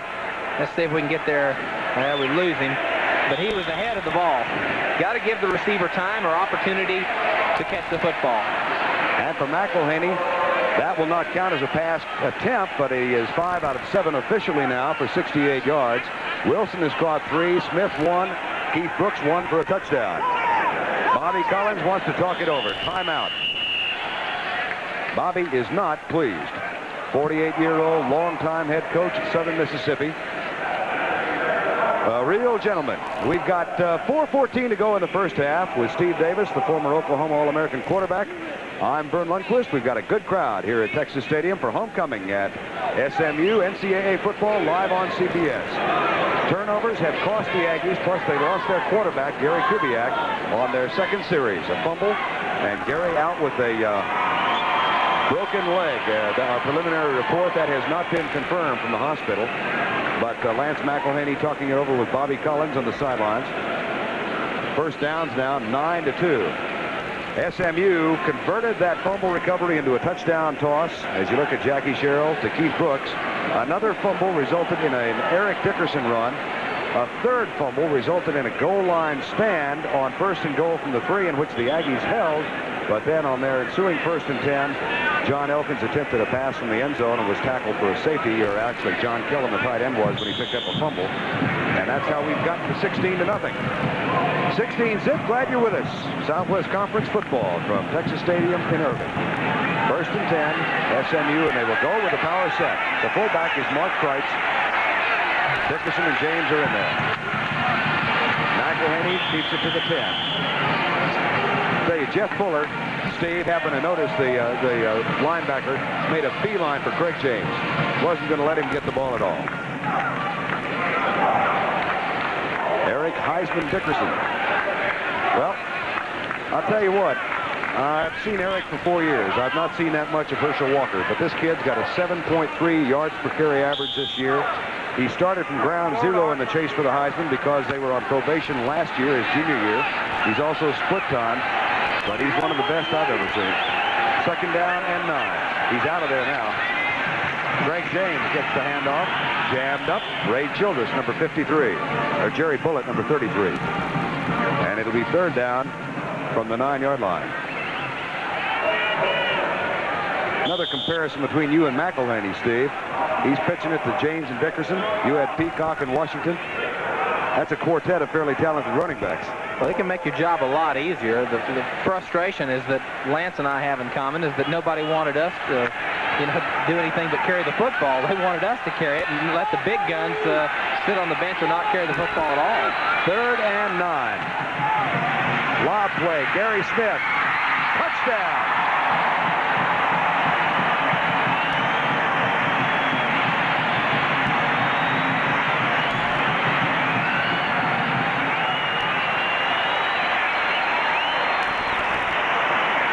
For the second time, they went at Billy Brown, number 21, the right cornerback. Same play, lob pass, McElhaney. He's got 2 touches for the day. Oh, it's fun when you're suspect at throwing and you throw touchdown passes. Just right over, perfect lob. The ball couldn't have been in any better position for Gary Smith, number 89, the flanker, just to go up and get it. Billy Brown was there. Jeff Harrell.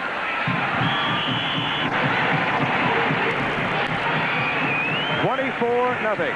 On 3rd down, take a look from the end line. Billy Brown, number 21, Texas A&M defender, really couldn't do any more than he did. The ball was right where it had to be, but the real effort was Gary Smith, who went up for the football and really, with his jumping ability, got there and made the play. Look at Lance laughing. Kid can't throw it.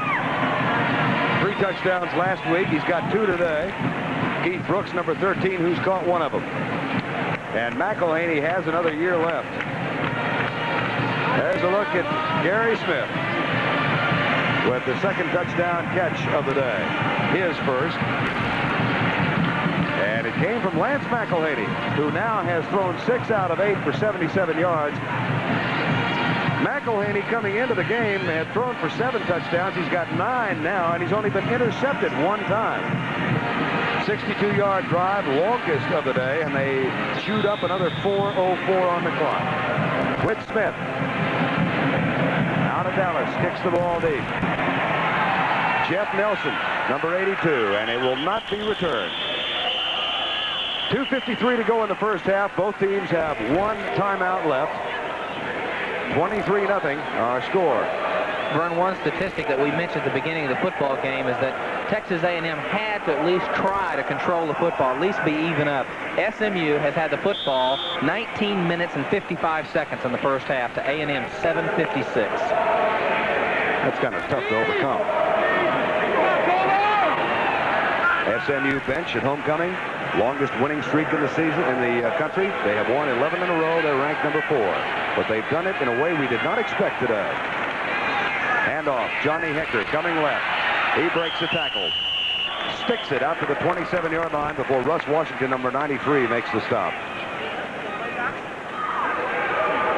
Johnny Hector, a senior running back out of New Iberia, Louisiana, had his best year 2 years ago in 1980 when he rushed for 928 yards. As we said, he's been hampered by injuries this year and missed 2 games, including a loss to Texas Tech. Has also caught 21 catches for the year. 2nd down and 1. George Smith gets the pitch, gets a block from Hector. Jerry Kovar strings it out. That should be enough for the first down across the 30-yard line. Larry Cox, a junior from Richardson, number 47, made the tackle with 2:05 remaining. Larry Cox is a terrific story. He was a walk-on football player. He wears number 47. He made that last tackle. Walk-on at Oklahoma. Suffered serious burns in an automobile accident. Almost died. Made it back after a year out. Walked on at SMU. Got his first start against Tulane this year. Suffered a hamstring pull, and he's back in now, and he hasn't played much this year, but a terrific kid. Pass is caught. Jimmy Williams out at the 42-yard line, a junior from Marshall. If they've got an 88-yard line here, you got a scoop, and now we got a scoop. It's halftime. The fellow on the right, whom you can just as well ignore for the purposes of this picture, is Dr. Donald Shields, the president of SMU. Pay attention to the lady in the middle, Cheryl Teagues. She is the marshal of homecoming here at SMU. And I hope Dr. Shields doesn't mind me putting him in 2nd place. I don't think so at all. Timeout has been called by the Aggies after the pass completion. John Elkins to talk it over with Jackie Sherrill. 23-0. SMU on top, but they have done it on the ground, in the air primarily. Another interesting stat, Steve. The time of possession so overwhelmingly in favor of SMU, yet they've only run 31 plays to 24 for Texas A&M. I think at a point that needs to be made right here, Jackie Sherrill has been in this situation not too many times. The frustration is you do not want the ball game to get any more out of hand. You've got to come in, you've got the second half to regroup, you've got halftime coming up, so try to establish something, get some confidence in some facet of what you've been coached to do as a player. Try to get some success and not make any critical mistakes. That's the frustration they've got right now. They are down, they are flat, and they feel like they've given away some cheap touchdowns. Coming up at halftime, we'll go back to New York for the NCAA today. Brendan Arrow with scores and highlights of other games around the country. And in their own words, featuring Mike Garrett. First down 10, Texas A&M. Fake draw. Elkins wants a bunch into double coverage. And those overly aggressive safeties did not bite that time at all. He threw it right into a 3-man zone back there. And Blaine Smith was Johnny on the spot, number 23. That's a credit to the SMU defensive coaches because they let Blaine Smith and the injured Wes Hopkins pretty much freelance. If they want to show a stunt, then they can do it, but they've got to get in position. 92 seconds to go in the first half. That pass intended for Jimmy Williams. Elkins will throw it again. Good protection. Nope. Nobody. Good coverage as well, and he's down. Jerry Kovar, number 37, who is another great story for SMU. Last year, he was the starting fullback. The year before that, he was out of football and out of school. He was a minor league catcher in the Philadelphia Philly organization. Prior to that, he had been a starting defensive end for SMU. He's been all over the athletic lot. And now a senior. 3rd down and 16. Elkins goes deep. Double coverage again, intended for Don Jones and overthrown by about 7 yards. It'll be 4th down. John Elkins for the day is now only 1 out of 8 for 11 yards. Tough spot for this sophomore from Baytown Lee High School. Kyle Stewart in to kick with less than a minute to go in the first half. and Reggie Dupard is back to return it. Low snap. They're coming. They block it. But it kind of squeaks through. It was deflected and not fully blocked, and Stewart's going to wind up with a terrific kick. The greatest block punt I've ever seen. Stewart can't believe it. That thing went 45 yards after it was hit. They had 6 guys around the football, and how it missed being completely blocked, I don't know. We'll try and determine that right now. Watch the pressure of SMU. They're trying to really seal the coffin on Texas A&M. Everybody's coming. Watch him. Somehow, Kyle gets it through there. Kyle Stewart, the kicker, and watch this. His average is not going to be hindered in one bit. The only team that defensively has held Dickerson and James to these few yards was Baylor, and they had SMU down 13-0 at the half. Dickerson 24 yards, James 31. McElhaney will throw again. He's going deep down the near sideline for Gary Smith, tipped and caught. A deflected play, but Smith catches it to 46. The coverage could not have been better. Wayne Asbury, number 16, was in perfect shape. But Gary Smith caught it on the deflection. A bit reminiscent of the catch Bobby Leach made last week. They say that Gary Smith is a complete football player, number 89, who will juggle and catch this football. Watch Lance. Oh, I like the way you throw, Lance. End over end, but it gets there. Watch. You couldn't do any more. But that takes tremendous concentration, ball control, body control, and you make a play. McElhaney has thrown for 111 yards in the first half. 35 seconds to go. He'll put it up again. Being chased by Paul Fender. Fires out, tip. Domingo Bryant, number 6. Freshman from Garrison was right there. McElhaney now 7 of 10 for 111 yards. You've got to be proud of the confidence that the SMU offensive coaches have in Lance McElhaney's ability to throw the football, because Texas A&M has been inviting him to throw all afternoon, and they are throwing the football, and he has been very effective. At what point might they get out of that 8-man front, Raviv? When they get 20, a couple more points on the board. You got to do something. You got to keep changing it up on him, not let him have so much success throwing. There's the 6-1 again. McElhaney will throw it, and the receiver Gary Smith was bumped. A legal chuck at the line by Billy Brown, the junior transfer from Lindale. So McElhaney sees it go awry. He's now 7 of 11. Now they've all but abandoned the running plays now. I think now is the time to stay in tempo with SMU and try to mix it up a little bit, take some chances on blitzes, and hopefully get in Lance McElhaney's face when he's trying to throw the football. They have not blitzed that much. No, they have not. Gary Smith goes wide left. Bobby Leach comes wide right on 3rd down and 10. Option play. Dickerson.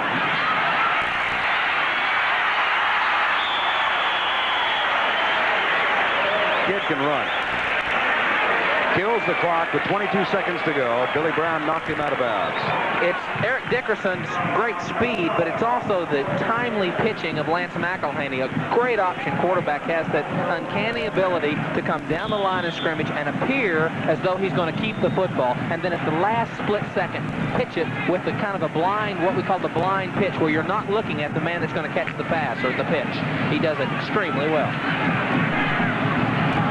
22 seconds to go. McElhaney keeps his composure and his balance. And they'll have to kill the clock at the 30-yard line.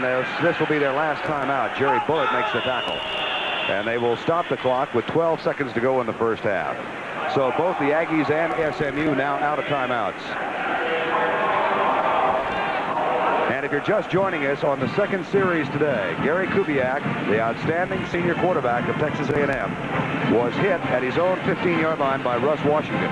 He fumbled, but more importantly, suffered a broken left leg, a possible broken left leg, still not confirmed. And that began the problems for A&M. SMU scored on a pass to make it 7-0. They recovered another fumble, that by John Elkins, the backup quarterback, later in the quarter. Eric Dickerson scored a touchdown to make it 14-0. Then a third recovered fumble resulted in a 1st and goal at the 3, and a defensive series by A&M. They held on 4 downs and took over at their own 1.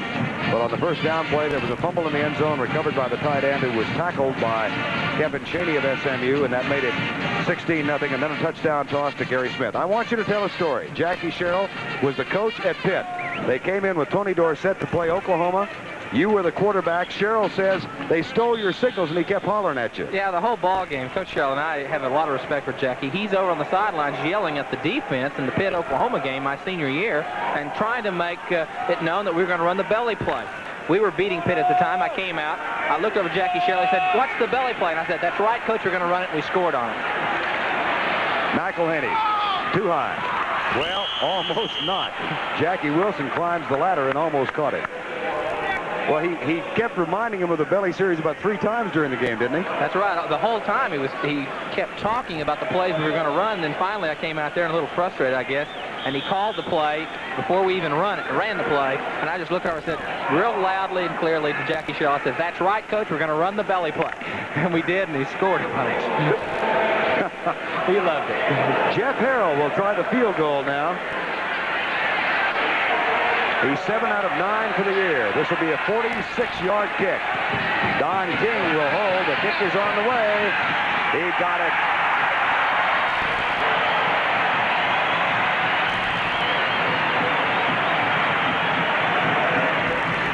He's a junior from Houston St. Jesuit High School, and he's just hit his 8th field goal of the year. You think he's happy? Watch the concentration.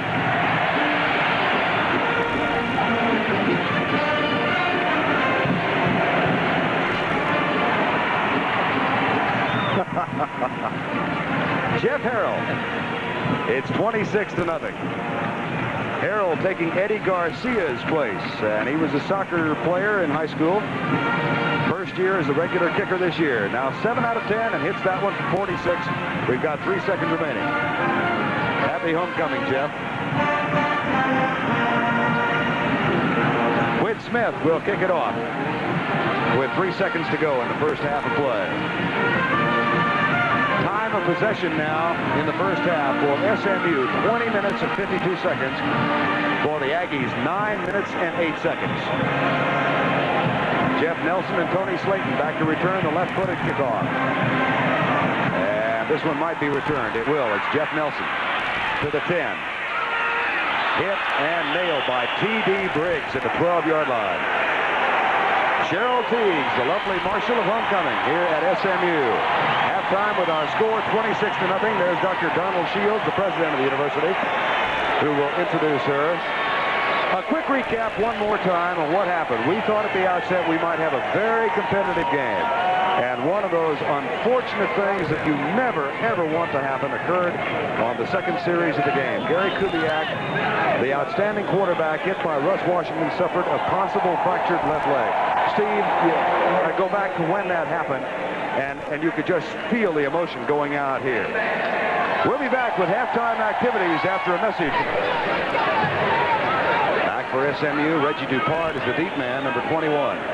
He's the youngster about whom we spoke earlier, had 9 returns for touchdowns last year.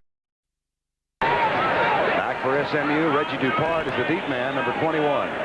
He's the youngster about whom we spoke earlier, had 9 returns for touchdowns last year as a freshman, or rather as a senior in New Orleans. Third quarter, 26-0. Vern Lundquist along with Steve Davis. And the Aggies down by 26. Trying to get the scoreboard clock fixed. That's the holdup right now, but I think they've about got it set. Yep, 15 minutes in the third quarter. David Hardy, the barefoot kid from Huntsville, will kick it deep. Very deep. That will probably not be returned. Dupart thought about it and then had a better thought. Lance McElhenney, who's been the star of the first half, is at quarterback. Eric Dickerson, Mark Kreitz, Jackie Wilson, and Gary Smith. In the offensive line, Norm Revis, Ricky Schulte, Joe Beard, Chris Jackson, Andrew Campbell, and Brian O'Mara, who had a 4-point average last semester. A perfect 4-point. In pre-med. In pre-med. He's number 72. You can see him right there. And McElhenney breaks the huddle. 2 touchdowns, 111 yards in the first half. A&M stays in that 6-1 or 8-man front. Pitch out, Dickerson.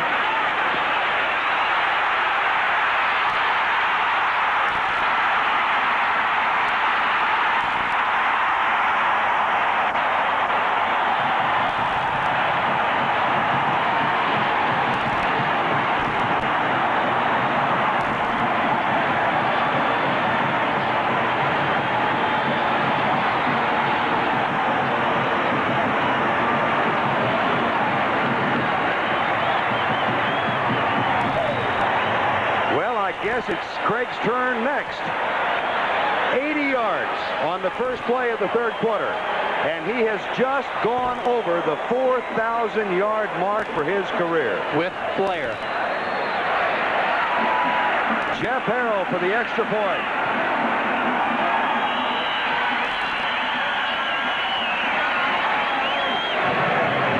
He's saying hello to Viola Dickerson. And she's one reason he's here. That's his mother. Take a look at it again and watch the speed. Watch him just literally explode, and it looks like people got position on him, and he just begins to lengthen the cushion as everybody is just tracing him. I think it's validated that he's a Heisman candidate. We'll be right back. It's 32-0 SMU. Cards on the first play from scrimmage. He's got a 9.6 average today. In the first half, he had rushed for only 35 yards. And he has also gone across 4,000 in his career. The only other man to do that in this conference, Earl Campbell.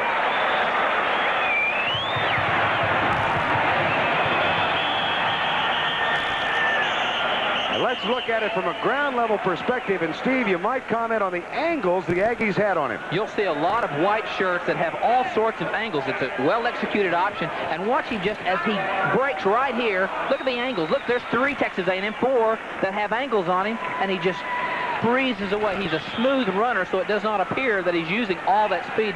But, oh, what a runner. First down 10. Eric has gone over 100 for the 25th time in his SMU career. John Elkins gives it off to George Smith. Nothing there. Watch out how you're holding the ball, George. No gain. Now for the afternoon, Dickerson with 115 yards on 12 carries. He had been bottled up at the half. And the only team, A&M offense, John Elkins, Johnny Hector, George Smith, Jimmy Teal, and Tommy Sugg. The offensive line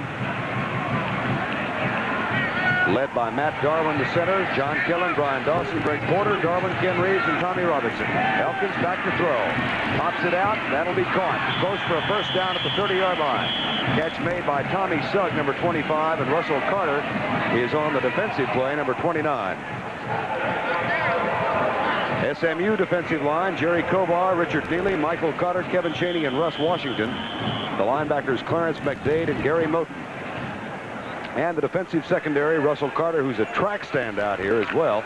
Eddie Radford, Wes Hopkins, and Blaine Smith. First down 10. SMU leads 33-zip. Fumble. 4th time today. Who got it? SMU.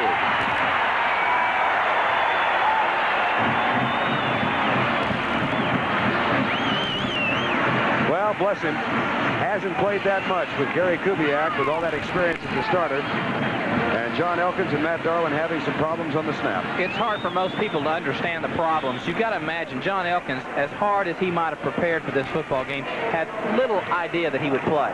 Little. Kubiak's the established great player. He's got to play. And it's not John Elkins' fault. He probably does not take very many snaps from Matt Darwin, the center.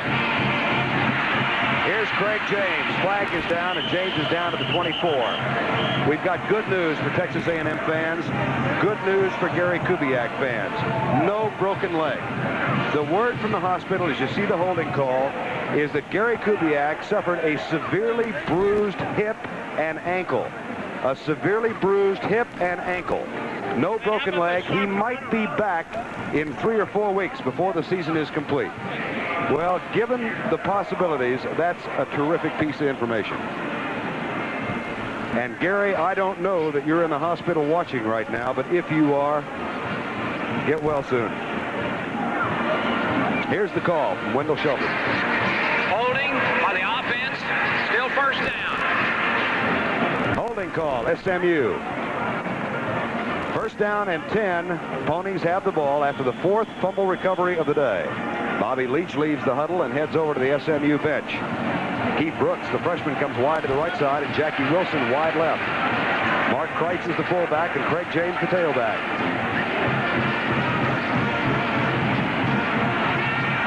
Jackie Wilson slips and can't get there. He slipped at about the 5-yard line, had some problems with his footing. They went at Billy Brown again. Wilson has caught 3 today. Gary Smith beat Brown for a touchdown, and so did Keith Brooks earlier. Total offense, SMU 275. The Aggies only 55 yards of total offense. And has been one big play for SMU and 3 big passes, or 2 big passes by Lance McElhaney, because Aggie defense has played well for the most part. Second down and 20.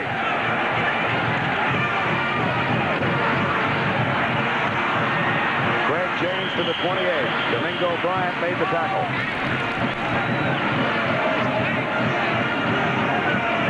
Let's watch the reverse pivot, and this is very similar to the kind of move you used to make, Steve. Same thing. What you're doing is setting up that end, let your backs get that type of pitch relationship, so he's got a little bit of an angle. I tell you, what a pleasure to have Eric Dickerson sitting on the bench and then be able to pitch it to Craig James. You noticed something about McElhaney yesterday that you passed on to Whitey Jordan, the offensive back, about the placement of his feet. Well, he doesn't get... Well, we'll talk about it here after this play. Third down conversion is 3rd and 10. They're 7 of 13. Here's the option play. James gets a block from Revis. Oh, ankle tackle. Bobby Strojan, number 13, got him at the 25. Bobby Collins on the sideline, 48-year-old first-year head coach at Southern Mississippi. Asked him last week if his win over Texas was the biggest win of his career, and he said no. Once we'd lost 9 in a row and we won. He said that was the biggest win. He said people around these parts think I just came in on a load of hay and haven't coached football before. Had only one losing season at Southern Mississippi. Here's Jeff Harrell with a 40-yard kick. Don King will hold. It's blocked.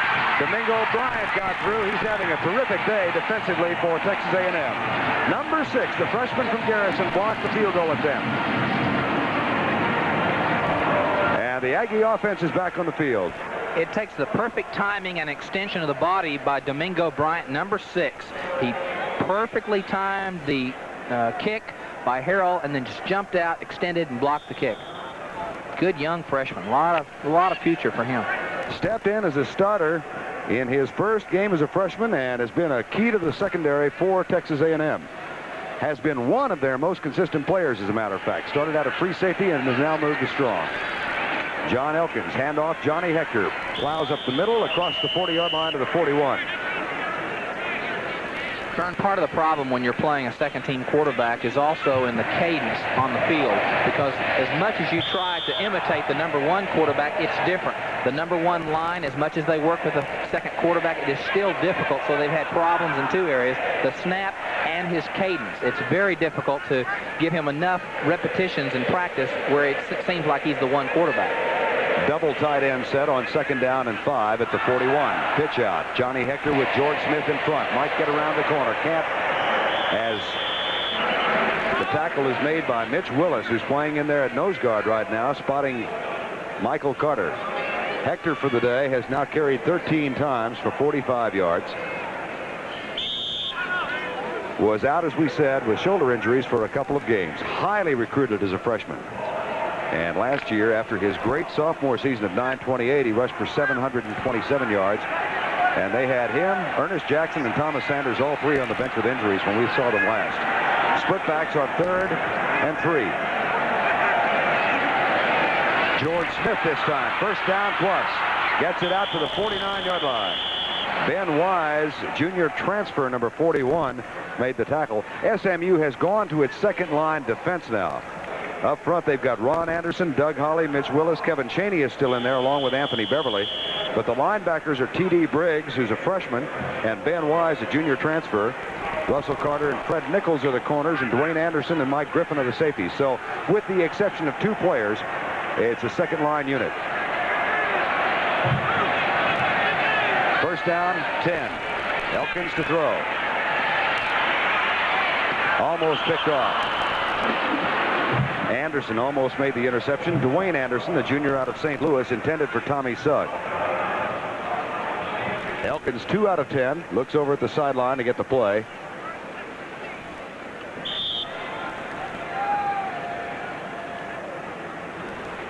And he's had his problems for the afternoon. Gary Kubiak hospitalized with a severely bruised hip and ankle, but no broken leg, as had first been feared. Hector Not much there. Kids got a chance to play, and they want to show something. Steve? Well, it's always a real treat for the coaches to be able to get some playing time for the second-team players. And, of course, the problem is they want to, just like you said, play extremely well. They're going to bounce around and hit people, and they want to show what they can do on the field. So it'll be tough. Texas A&M's not going to get a whole lot of relief out of this bunch either. 3rd down and 9.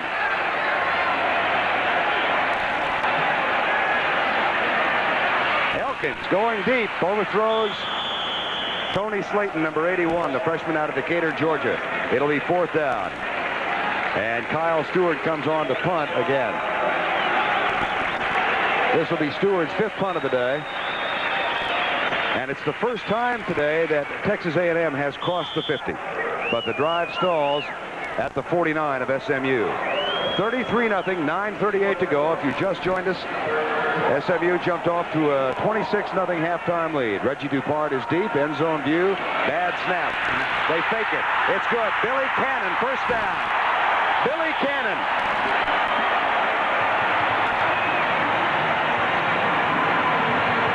The drive is sustained for the Aggies as the son of the Heisman Trophy winner, who is playing with a Heisman candidate, are on the same field. Now watch the short snap to Cannon.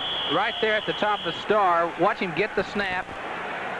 Really, if it means anything at all, it means that the defense gets to rest a little bit longer. That's been the problem all day. They have played the entire football game, and Billy Cannon runs. He's tired, but his teammates get to rest. Aggies 1st and 10 at the 35-yard line, their deepest penetration of the game. Handoff up the middle it goes. Johnny Hector for about 1. Doug Holly, the junior college transfer, number 60, made the tackle on Hector, who has now carried 15 times for 49 yards. Well, it's tough not to get your dauber down when you're in this kind of situation for the Aggies, I would think, Steve. Yeah, it really makes all the difference in the world, because you do get flat, and you're just wanting, to tell you the truth, to get in, get it over with, go home. 2nd down, 7. Gain of 3 in the last play. Option play. Elkins will keep it, and he's hit and dropped at the 29-yard line. Ron Anderson, number 22, was a part of the tackle. Number 31 is Anthony Beverly.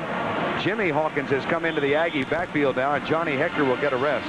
Hawkins wears number 40. He's a freshman from Holmes High School in San Antonio.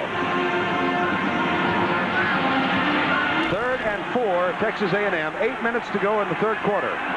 SMU scored on the first play of this quarter, an 80-yard run from Eric Dickerson. Option play again. Jimmy Hawkins turns the corner, can't quite get the 1st down. It'll be 4th down at the 25.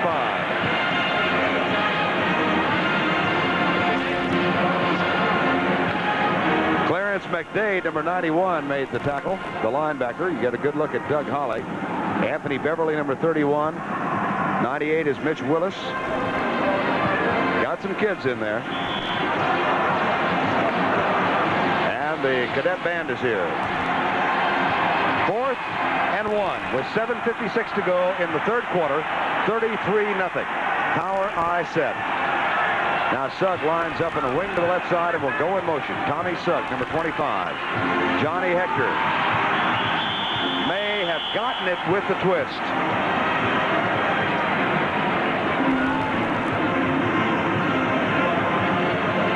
All-important spot of the football now to see if they keep the drive going. And they'll bring the chain out. This has been the best A&M showing thus far. And it follows a blocked field goal by Domingo Bryant. Picked up a 1st down on the fake punt. And now the stretch of the chain. Another series of downs for the Aggies. Jackie Sherrill, 38-year-old head coach, on the sideline. And of course, one of the great traditions at A&M, all students stand throughout the game to symbolize the 12th man tradition. Dr. E. King Gill, who died just last year and has a statue in his honor down at the Aggie campus now. Darren Boone, number 95, has come in as the 3rd team nose guard now for SMU. Pitch out, George Smith may try the halfback pass. No, he was just trying to get some movement to run, and he's knocked backwards. Good play by Ron Anderson, number 22 that time, because he strung out the play, played off the blocker, and just waited for the running back to cut upfield and then make the tackle. Get a look at Doug Holly, number 60 again. T.D. Briggs, who started out as a tight end, is calling the defensive signals in this half. 80 yards for SMU, 48 for Texas A&M. And it was overwhelmingly in favor of SMU in the first half of play. Ernest Jackson comes in with Jimmy Hawkins on 2nd down and 12, and Elkins changes the play at the line of scrimmage. Gellin starts in motion, but it was a lateral move, and Anthony Beverly makes the tackle. That kid is a freshman from San Antonio J High School. He led the team in sacks coming in. That's his 7th of the year. And a strong candidate with Domingo Bryant for Defensive Freshman of the Year in the conference. As you said, side of the negotiations, and Brian Sipe joins Brent in the studio. Plus, can the season be moved? And a look at Union leader Gene Upshaw. All that tomorrow at 12:30 Eastern on the NFL Today. Aggies standing in front of their seats. They have scored on the 50-yard David Hardy field goal. There's a flag being draped right in front of our booth here that's causing us some problems in being able to see by the A&M students. They just moved it. Thanks, whoever moved the flag. Here's the kickoff by David Hardy. Reggie Dupart. Only out to the 14-yard line. Tackle made by Darrell Smith, number 39. The A&M drive, 31 yards in 15 plays, consumed 354, and Hardy officially now with a 49-yard field goal. And it'll be Eric Dickerson's turn, I assume, and we're going to get some changes, I would imagine, pretty soon in the offensive setup for SMU. They lead it by 30, 33-3. Bert Lundquist and Steve Davis with you here. Yards per play today, 7.5 for SMU. A&M with a 1.9 average. Dickerson. That's out to the 21-yard line, and the assault on the record book continues. He came in chasing Earl Campbell's career rushing record in the conference, and Eric needed to average something like 128 yards over the final 4 games. As a matter of fact, he needed 122.8-yard average over the final 4 to surpass Campbell. Well, today he has rushed now for 122 yards, 121, so he's right on schedule. 2nd down, 4.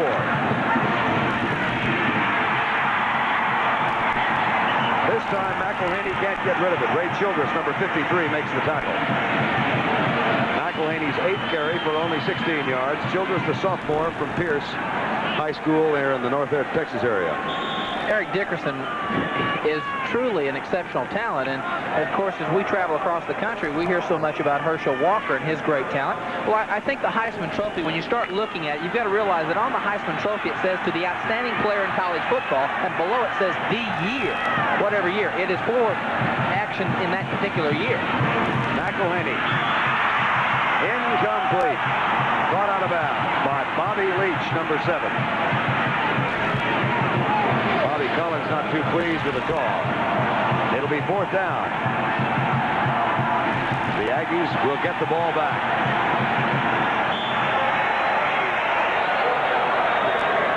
Craig James with a 47.6 average for the day, and for the season came in with a 45-yard average. Jeff Nelson is back to return the kick. It's a good one. Nelson at the 29. And our ball from Rockney to Faust, highlighting the 4 horsemen and the Notre Dame fight song. And it'll be all coming up tomorrow with Brent Musburger and Eric Parsegia. There's a look at Rebel E4, the mascot of Texas A&M. Gorgeous dog. Noisy dog. Mad dog. Nice dog. Nice dog. 1st down and 10. Elkins on the half roll. Wants a bunch, being chased. Lets it go. Counter trap. Caught at the 48-yard line of SMU. Reggie Phillips defending the catch made by Tommy Sugg, number 25. A transfer out of Arkansas State. Redshirted last year. John Elkins trying to make something happen. Scrambles, puts pressure on the secondary. Reggie Phillips, number 5, giving too much cushion. Sugg comes back to the football, makes the catch. Elkins now 3 out of 13 for 26 yards, playing in the place of the injured Gary Kubiak, who ran out in the 2nd series. with what has now been diagnosed as a severely bruised hip and ankle. Second down, pitch out. Johnny Hector coming left, weaving back to his right. Watch the moves. First and 10 at the 30. A gain of 17. Reggie Phillips and Dwayne Anderson made the tackle. Hector was 69 yards. Watch Johnny Hector. He's going to have to be forced to turn it inside. Good defensive effort on the outside by SMU. They turn him back inside where they want him, but he's pretty elusive, and you can't really get a good stick on him. First down 10. Actually, the Aggies have had the ball a lot of this third quarter. They've gotten only a field goal out of it so far. Hector again. Looked like he was a little tired, and I would understand why. Didn't get up the acceleration then. Johnny Hector, number 32 from New Iberia, Louisiana. This game at 33-3 right now in the third quarter with 3:16 remaining. SMU on top, Pitt romping over Louisville, and will no doubt retain their first place ranking at the end of this week. Georgia rolling over Memphis State, 17-0 at the half. That's the team immediately in front of SMU, and Maryland, North Carolina are tied in the third quarter. Second down, 6. Hand off to Ernest Jackson. He's got a bunch. First and 10 at the 15. Now for an NCAA update. Let's go to Brent Musburger in New York. Vern, North Carolina's ranking is in jeopardy, however. Watch Maryland. This is the longest run from scrimmage of the entire season against the Tar Heel defense. They came in ranked number 1. Watch the tight end of the right, top of your screen. Seals off. The stand-up linebacker had no chance. Then North Carolina blows a tackle right here, and Willie Joyner is on his way. Tied at 17, back to Vern. Okay, Brent, ours is not that close. 33-3. SMU leads Texas A&M, but that's a dandy going on there. Here's John Elkins to throw. Pops it out, intercepted. He may score. A flag is down also. Elkins is the only man who can get him. It's Blaine Smith, the senior from Houston Yates. A 50-yard return, but there is a flag back at the 2-yard line. SMU offensive defensive pass interference. It'll be against SMU, and I thought for just a second that Smith might go about 97. Wipe it out. He had the angles just the way he wanted it. A little bit too aggressive. That was his problem last week in the Texas game.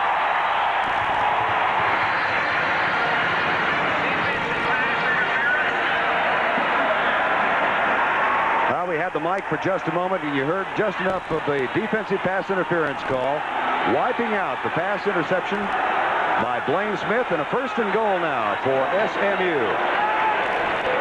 33-3. The only spark the Mustangs have shown in this half was the opening play of the 80-yard touchdown run by Eric Dickerson.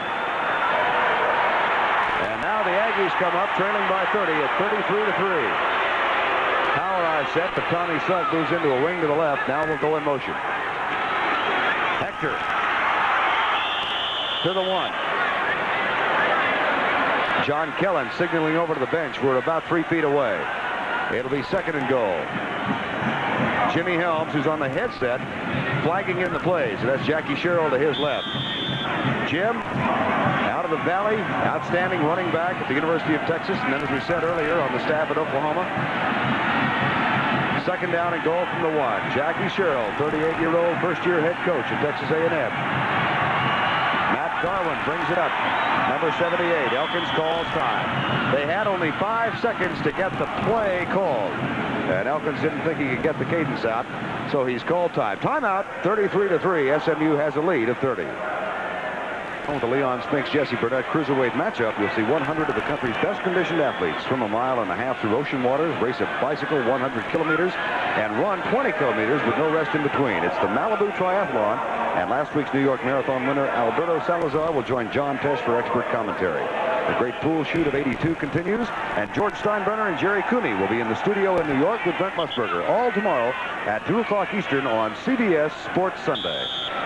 Bobby Collins pondering things on the sideline. Second down and 1. Goal from the 1. Tommy Sugg in motion. Johnny Hector, driven backwards, did not crack the plane. 3rd and goal from the 1.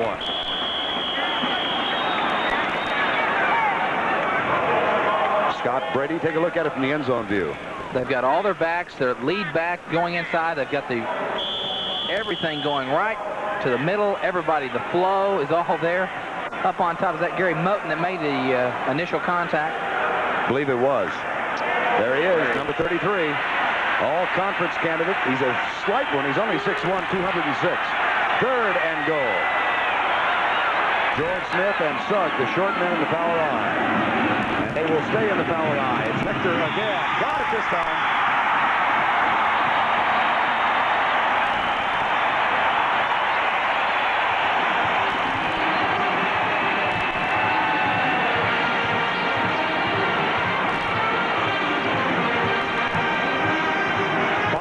200-pound senior out of New Iberia now has rushed for 75 yards and 21 carries. He's going to go over the right side.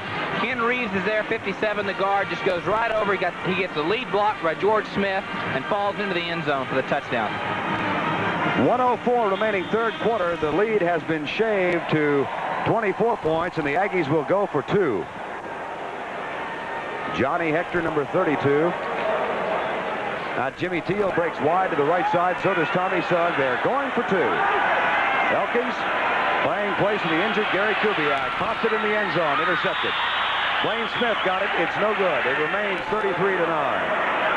Interestingly, that play does not go into the official stats as an interception. And Jackie Sherrill and Jim Helms on the sideline. 33-9 with time remaining in the 3rd quarter. Johnny Elkins talking it over. It's got to be a long afternoon for the young man. You saw the update with Brent Musburger.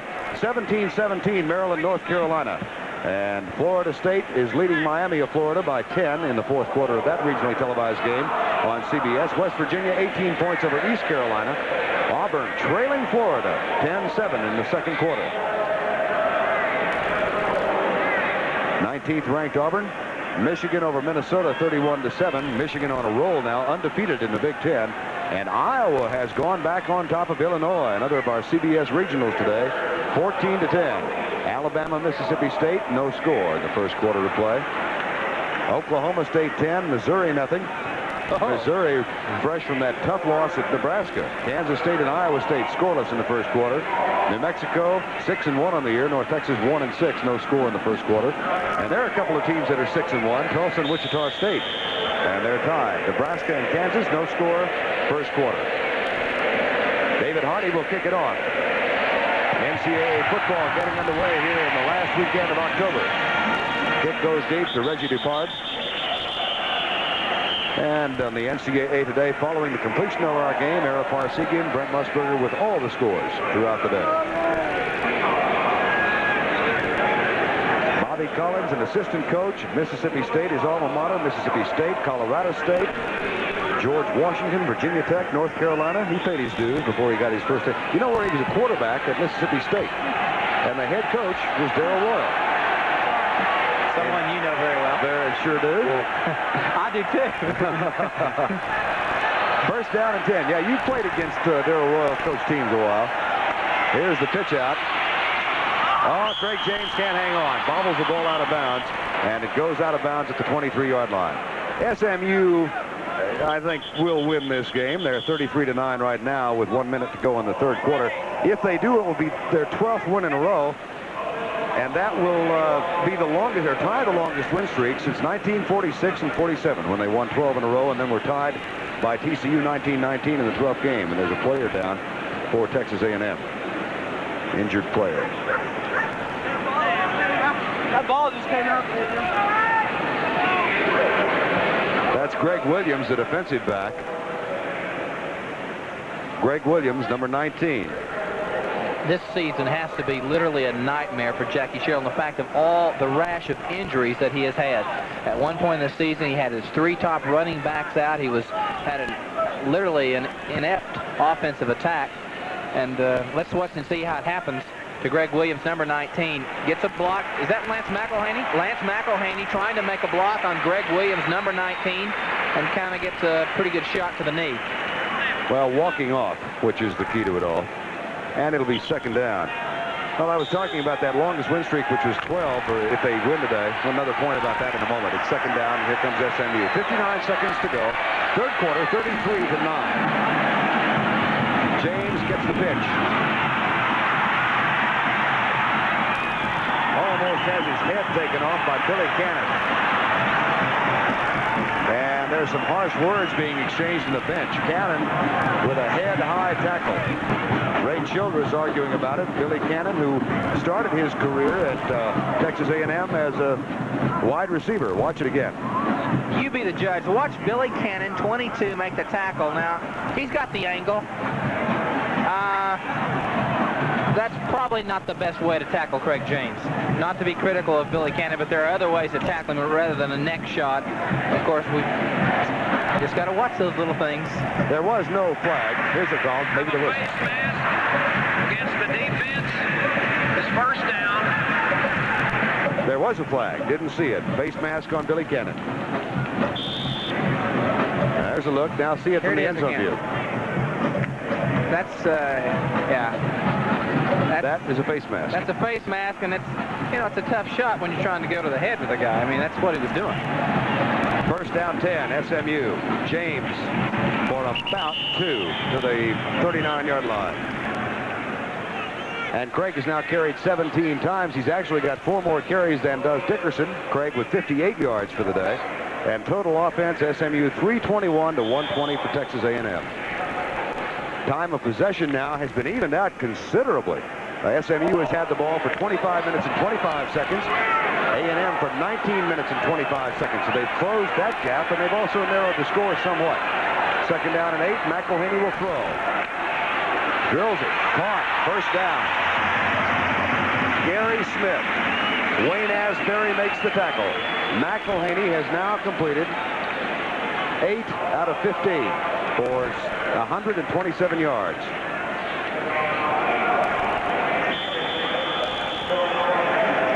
Very rarely do you get an option quarterback that has the ability to throw like Lance McElhaney. He is an average passer, but when he has to, he is extremely effective, and he has been today.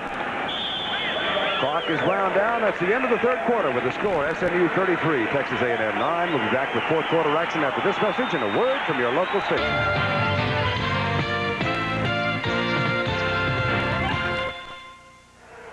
That is Peruna. We're back at Texas Stadium for the fourth quarter with Steve Davis, the former Oklahoma All-American quarterback. I'm Vern Lundquist. SMU leading 33-9 in their homecoming game. They're ranked 4th in the country. They have the longest win streak in NCAA current, and that is 11 games. We talked a moment ago about that 12-game win streak back in, or 11-game win streak back in 46-47. Doak Walker was a part of that team. And I'll bet that Doker and his wife Skeeter are probably watching this game up in Steamboat Springs, Colorado today. Third quarter stats. It continues to be domination of SMU. A&M was able to control the ball much better in the third quarter, but still the 4 turnovers have killed them, and the passing yards, if they're going to catch up or at least make the game closer, they're going to have to be able to throw, and the 25 yards is just not going to do it. First down 10, SMU as we begin the final 15. Blitz look now for the Aggies, and they have not blitzed that much. They will not this time. McElhaney is buried, however, for no gain by John Van Sant, number 49. Take a look at the senior out of Houston, Westchester. 2-year starter, 6'3", 235 pounds. Up front for the Aggies, they've still got their front line bunch. Keith Guthrie, John Van Sant, Fred Caldwell, and Paul Pender are the current front 4. Darrell Austin has come in at 1 cornerback. Billy Cannon and Domingo Bryant are still the safeties. It'll be second down 11, second down and 12.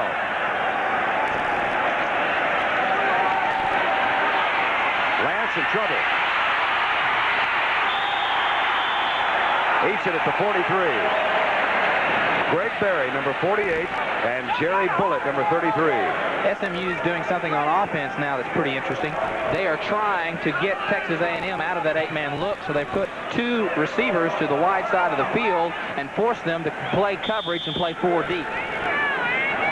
Well, they forced SMU into the passing game, which is what they wanted to do. What they did not count on, Steve, is Lance McElhaney's success passing the ball. That's right. Whitey Jordan, the offensive coordinator, says that Lance McElhaney is the most frustrating player that he's ever coached because you think that he can't throw very well at all, but when he's under pressure, he's a great thrower. Third down, 19. Screen pass, James. He doesn't get any help. And what he got on his own. He did not get enough for the first down. It'll be fourth and still in need of about 8. That was almost a solo screen. There wasn't any help out there for Craig James. Well, it is projected that both he and Eric Dickerson will be first-round draft choices. He really has no help, Vern, at all. Just like you said, there's 2 tackles he bust.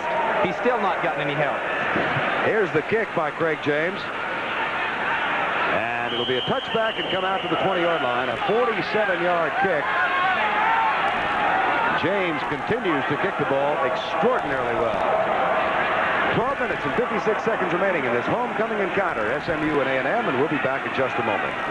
Go, Aggies have the ball. John Elkins, who has played the duration of the game since Gary Kubiak went out in the second series with a severely bruised hip and ankle. Elkins with a pitch out to Johnny Hector. And Hector is collapsed upon at the 22-yard line. SMU currently ranked 4th in the country. Steve, they need some help to get to the number 1 spot, but big games next week with Georgia playing Florida and Georgia number 3. We've got UCLA playing Washington. Washington's second in one poll, first in the other, and Pitt and Notre Dame next week. They have the opportunity, certainly, to get there prior to the Arkansas football game. They have been pressed, so they know that they can come from behind. They did that against Baylor. So they know the kind of talent that they've got. It's an amazing football team. Second down, 7. John Elkins under Matt Darman will throw. Good blocking in the offensive line. The catch is made by Jimmy Williams, first down at the 39. The junior out of Marshall, Texas. Dwayne Anderson, number 26, made the tackle. This is, now we've got a mixture of first and second team defenders in there for SMU. There's a look at the 6-foot junior out of Marshall, Jimmy Williams. Watch Elkins, number 17, going to Jimmy Williams, 88, this time throwing down the field. I think he's gaining some confidence, makes the turn in, makes the play, then catch. First down, that is the 12th first down for Texas A&M. SMU has 16. Going deep into double coverage for Williams and overthrows him. Russell Carter, number 29, and Blaine Smith, 23, both back there. Elkins 4 out of 15 for 40 yards. Of course, you started all 3 years at Oklahoma, so you never were in a similar circumstance with John where you all of a sudden get called off the bench. No, that's right. But I think that John now has kind of thrown everything else to the wind. I think his timidity that he had early in the football game when he was called in is now gone. He's throwing down the field, and now he's trying to emerge into a player and say, what the heck, let's play football. Second down, 10, 33-9, SMU on top. Draw play, Ernest Jackson. Michael Carter. Olympic hopeful in the shot put, a junior in eligibility, made the tackle. Carter with 1 season remaining if he wants it. He told Jim Carley of the Fort Worth Star-Telegram earlier this week he might not return for his senior season. It's been a frustrating year for him. He's been hampered by those knee injuries, plays with huge braces on both legs, and he also wants to make sure he has a shot for that gold medal in the Olympics as a shot putter. He's the current NCAA champion, outdoor and indoor.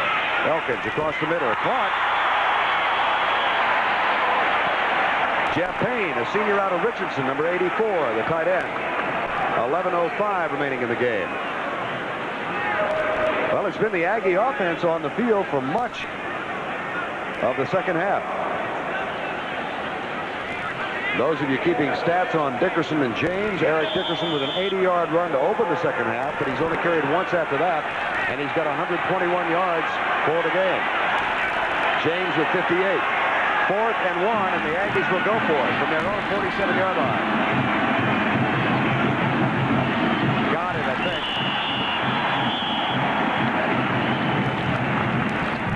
10:32 remaining in the game.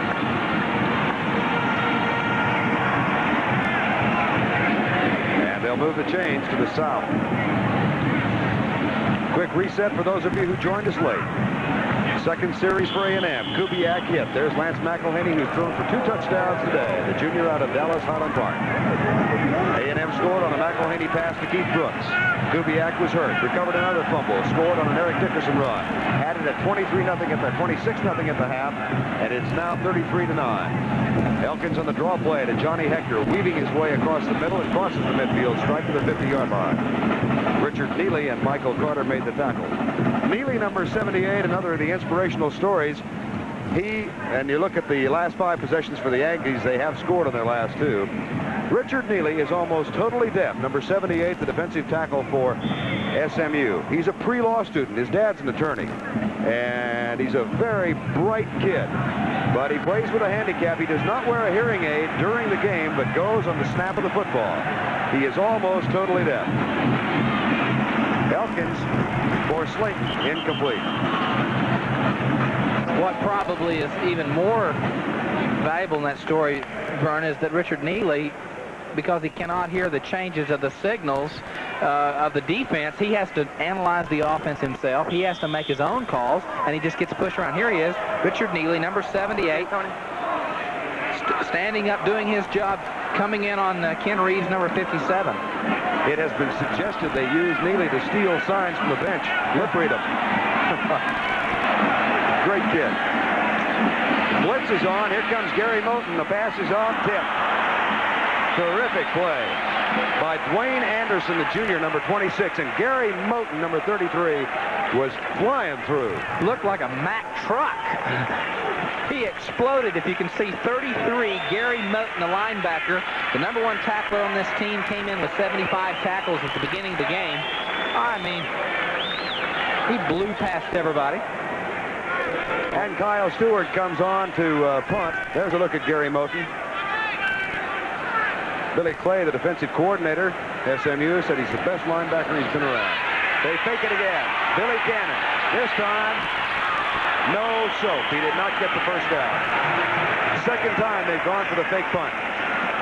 And this time SMU was alert and ready for it. So SMU is held. They get the ball back with 9 minutes and 25 seconds remaining in the 4th quarter, and they have a 33-9 lead. Chasing the Heisman Trophy this year, he's chasing a former Heisman Trophy winner, Earl Campbell. And he's closing in on it. Career rushing yardage. And you saw the graphic. 1st and 10, Dickerson in the lineup. Option pitch. Fumble. Scramble. A&M, John Van Sant, number 49.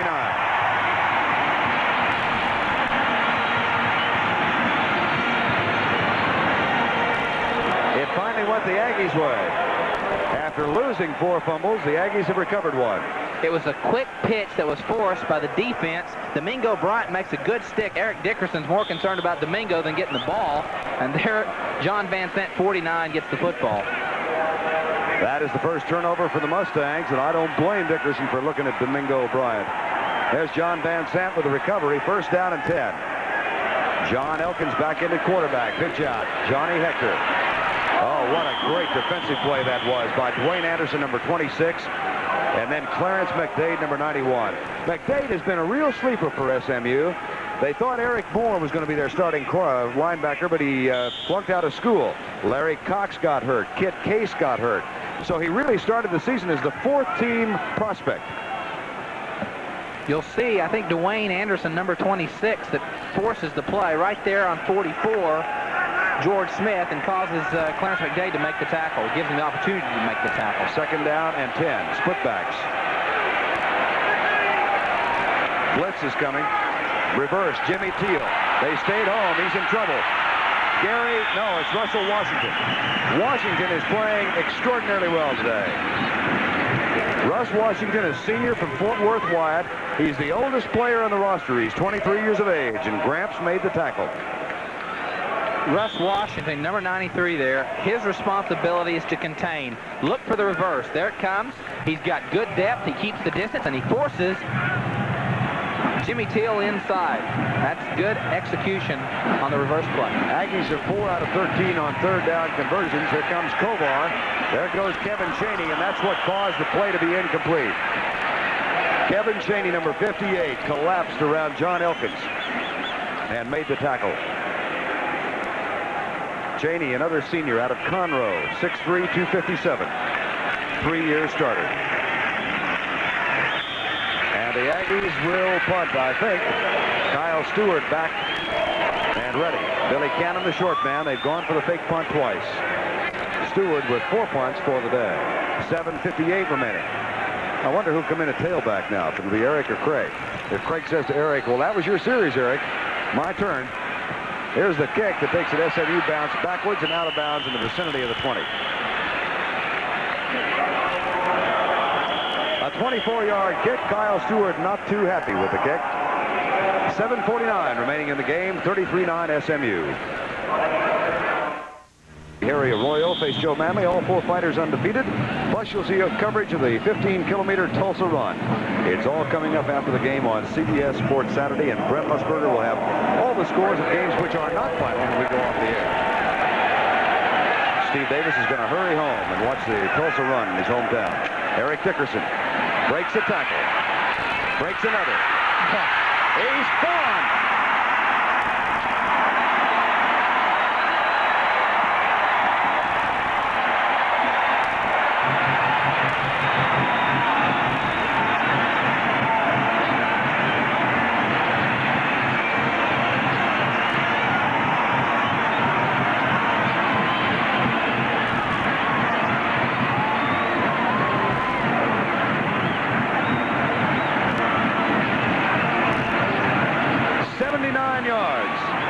Dickerson has carried it 15 times for 198 yards.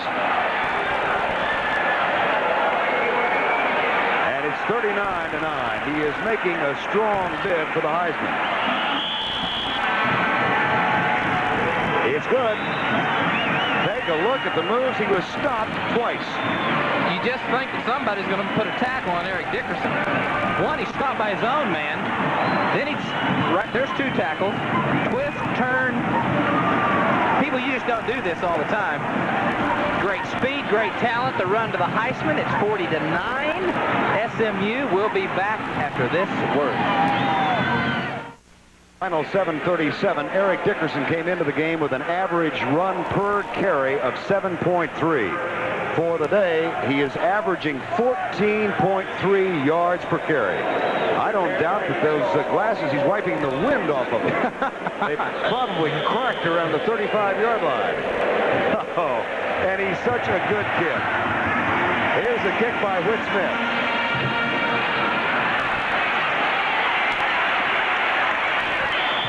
Tackle of the kick returned by Jeff Nelson. Eric Dickerson now has run for 200 or better for the second time this year. And 200 yards for the day. A 14.3 yards per carry, certainly worth another look. What is so amazing about the play is that he stopped several times in the run. Then he's got to get his speed going again. There's 1 stop. There's 2 tacklers falling all around him. People are grabbing his jersey, and he just breaks. Now he's in the clear. Now he can sprint. Now he's 4.4 speed in the 40, and you're saying goodbye. And that's where his glasses cracked. Congratulations, Eric. 1st and 10 at the 15. Up the middle it comes to Johnny Hector. A nice run out to the 22-yard line. 40-9.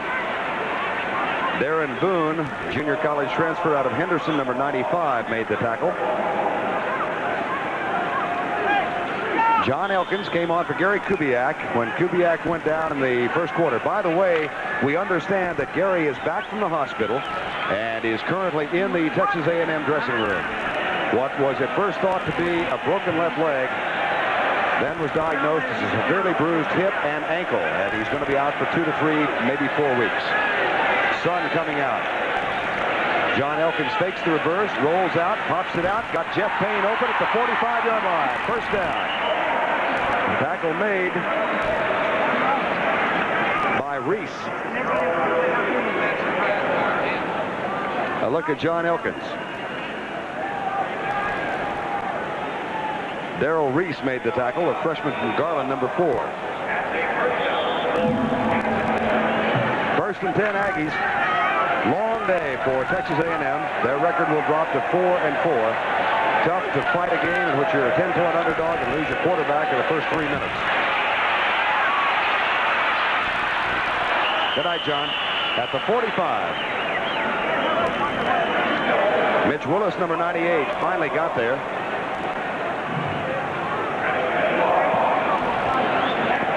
And the clock is running with 6:30 to go. Dickerson now with 14.3 yards per carry average today. He's carried it 14 times for 200 yards and 3 touchdowns, runs of 80, 79, and then the short one in the first quarter. I want to figure up his season average here in just a second. See if he's gone up around 7.5 or 8. Dropped by George Smith, the freshman.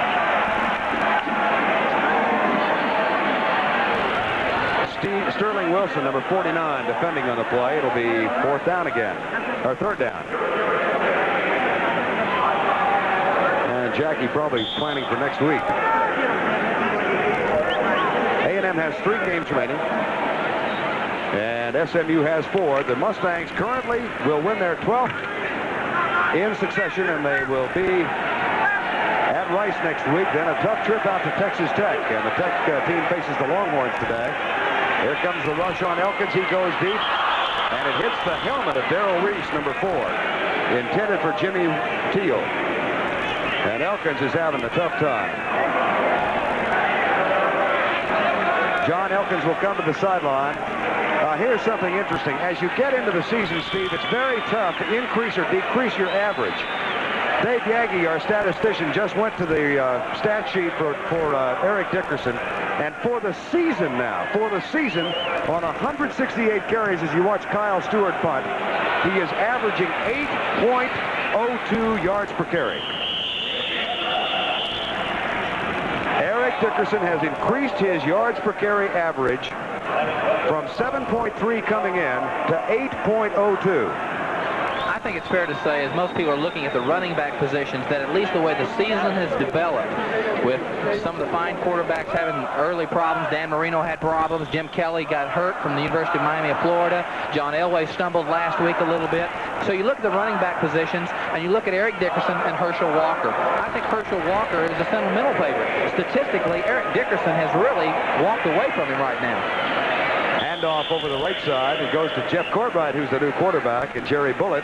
We've got an upset in the making in North Carolina. Maryland leading North Carolina 31-24. Another of our regional games here on CBS. Illinois and Iowa having a dogfight up in Iowa City, 14-13 in the 4th quarter. Illinois came from behind to defeat Wisconsin last week. Another of our CBS regional. Jeff Courtwright is the new quarterback. Lance McElhaney will get a rest for the rest of the day. Here's Courtwright, who is more of a thrower than a passer. And there's a look at Lance, the junior quarterback, who will be 21-2.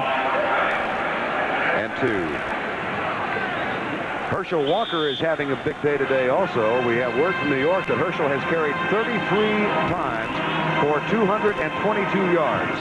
My point is on that Eric Dickerson has put 200 on the board with 14 carries. And when you look at the statistics over the season coming into today's game, they're very similar. We'll show you a graphic after this play, hopefully, just that validate that story. Herschel came in with about a 5.2 yards per carry average.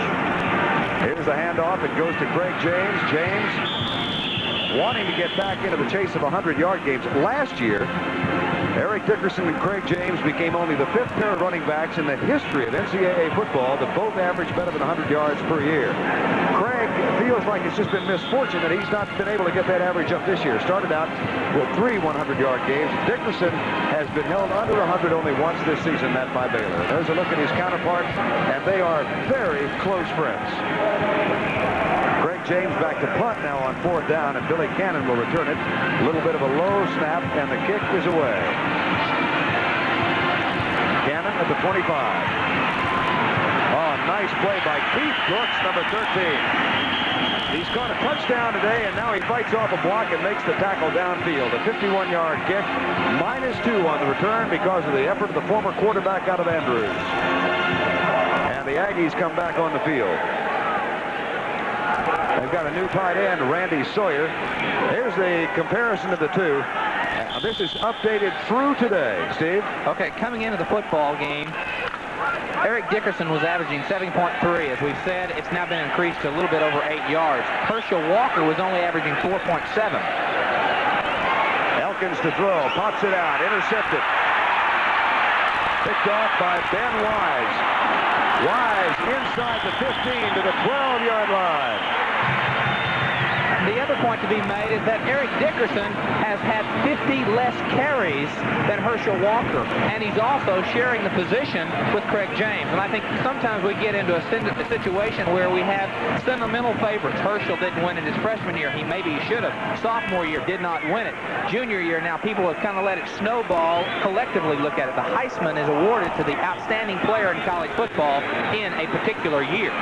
Eric Dickerson also had to, in addition to share the position, there's Craig James, who's got a big smile on his face. Dickerson, in addition, had the 1 year of probation for SMU, so he was not seen nationally, and many feel you build your case in your junior year for a big run your senior year. Last week he was on television. This week on television he'll get one more appearance, probably against Arkansas. Well, Eric Dickerson's an outstanding football player. We're not taking anything away from Herschel Walker, but statistics are statistics. And when you look at 1982, right now, Eric Dickerson certainly should be in the lead for the Heisman as far as the running back position. There was a penalty after Ben Wise's interception. And SMU will get the ball now at the 6-yard line. Jeff Courtright. We've also got Gary Hashaway, I think, has come in as a running back. We're seeing folks we didn't expect to see today. Yes, it is Gary Hashaway, who's in at one of the running back spots. The other man in there is Ken Brown. There's Hashaway. He's a freshman. He gets it to the 5-yard line. Jeff Brown and Gary Hashaway are the two new running backs behind Jeff Courtright. And it'll be second down and goal from the 5-yard line with 3:28 to go in the game and a 40-9 lead. SMU at Rice next week. A&M's record will fall to 4-4. The Ponies will go to 8-0 for the year and 5-0 in conference play. Power formation. He did not quite get in. A foot short for Gary Hashaway, sophomore from Pittsburgh. Tackle is made by Bobby Strochin. Hashaway, 5'10", 185 pounds, had 54 yards coming in with a long gain of 12. He's a sophomore. I said a freshman a moment ago. And it'll be third and goal from just outside the 1. Jeff Brown, Hashaway, and Reggie Dupard is the other running back in there now. Hashaway, touchdown.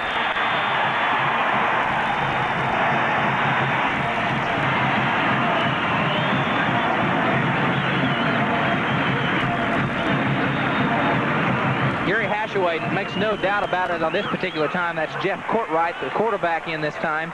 Hands off, just an explosive blast play using the front line and gets the touchdown.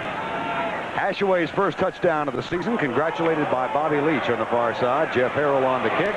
46-9 with 2:45 to go in the game. Dave Hellestray is the deep snapper, number 70. A backup offensive tackle. He's over the ball. Snap is pretty good. And the kick is up and through. So Ben Wise's pass interception is converted into a 1-yard touchdown run by Gary Hashaway, and the lead has been increased.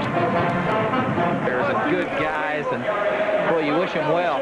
They've got a chance at the national championship. They certainly do. They will not play together next year, but they'll both be playing. Oh, that's right.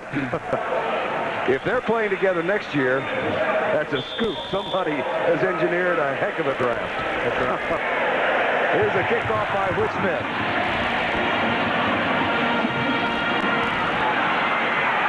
Jeff Nelson will run it back out, and a flag is down. Back around the 8-yard line. Roderick Jones made the tackle, number 1.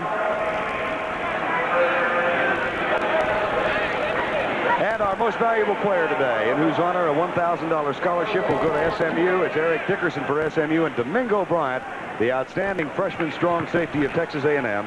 A check in the amount of $1,000 donated by Chevrolet to East School's General Scholarship Fund to further assist students in all chosen fields of academic endeavor. Domingo Bryant with a handful of tackles, a couple of hands full, and a blocked punt today, blocked field goal, and making a strong bid for freshman of the year. Eric Dickerson, well, We gave strong consideration to Lance McElhaney, who played superbly today. But how do you ignore a guy who's got a 79-yard touchdown run, an 80-yard touchdown run, and a 14.3 yards per carry average? That's right, and averaging 8 yards overall all season. Marvin Wesley is the new quarterback now for Texas A&M. Handoff as a flag flies, goes in the backfield, and there's a flag down with 2:37 remaining. So it'll be half the distance, I believe. 2:37 to go, 47-9. A&M defense held very tough in the first half. Got worn down in the third quarter. Randy Sawyer, number 11, a tight end. Jeff Payne, number 84, a tight end. Number 43 is Ernest Jackson. Son out here in the North Texas area. And Jackie Sherrill on the bench. Not much he could do about it today with Gary Kubiak out early. High formation on second down. The penalty was declined. Handoff up the left side. Ernest Jimmy Hawkins with the carry, the freshman out of San Antonio Holmes. It'll be an interesting matchup. We hate to play like media types, but it will be a tremendous matchup on the Arkansas SMU game, because you look, I think, of the quarterbacks Brad Taylor, Tom Jones at Arkansas, the matchup to a Lance McElhaney, the running game of Arkansas versus the running game of SMU, and two pretty fair defenses. Third down, 7 with 1:48 remaining in the game. And much of the crowd has begun to head on home, or for homecoming parties. Too much time. Delay a game will cost him fine. Want to thank our crew today. Joe Cash spotting for Texas A&M. Got the wife Nancy working for SMU. Dave Yaggy, our statistician. Whole family's here. Got Brother Tom in the booth as well. Our executive producer of NCAA football for CBS is Kevin O'Malley. Rick Sharp produced it for us again. And John McDonough, our director. Mike Albanese, our associate producer. And Steve Shear, our broadcast associate. Carl Prince, our technician in charge, technical manager. Got the whole crew together once again. 1:36 remaining in the game. 47-9 with 96 seconds remaining. I formation. Marvin Wesley. He'll throw from his end zone, perhaps. Down at the 1. That is not a safety. Wesley is the best running quarterback. He's a sophomore out of Navasota, 6 foot 192 pounder. He has not completed a pass this year and is used primarily as a running quarterback. He'll not run this one. They'll have to punt from their own end zone. 4th down.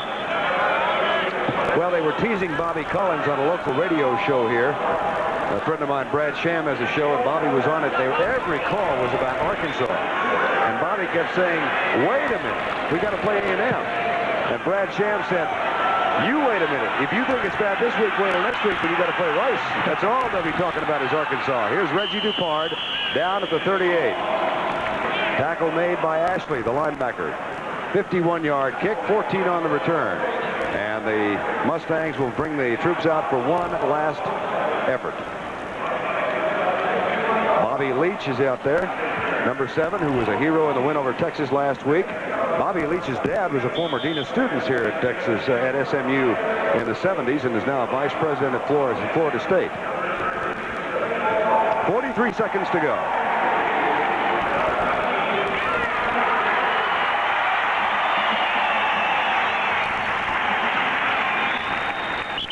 Not much doing on that one. Reggie Dupard got the handoff, number 21.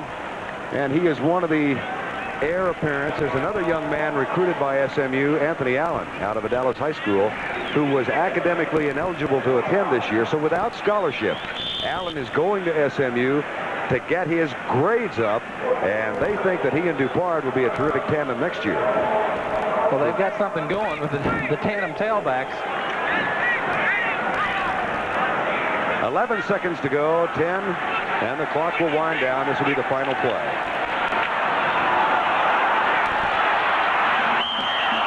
Jeff Brown out of Grove City, Pennsylvania, ends the game at the 26.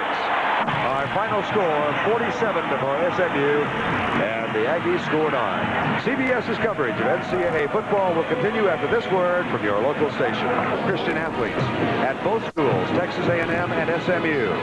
And prominent among them, Eric Dickerson, our Chevrolet most valuable player today with 200 yards on 14 carries. That is a nice scene to see at the conclusion of the game, as the prayer is made for the strength and talents of the collective members of both teams.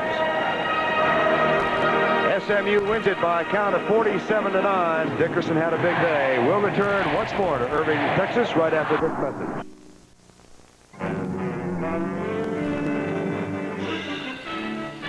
The shark, older than the dinosaurs, plagued by a terrifying image it doesn't deserve. Is our fear of sharks based on truth or sensationalism? This is E.G. Marshall. Join me in a new National Geographic special, The Sharks. Saturday at 7. We'll fight for freedom wherever there's trouble. G.I. Joe is there. G.I. Joe, American hero. G.I. Joe is there. It's G.I. Joe against Cobra and Destro, fighting to save the day. He never gives up. He's always there, fighting for freedom over land and air. G.I. Joe, American hero. G.I. Joe is there. G.I. Joe is the code name for America's daring, highly trained special mission.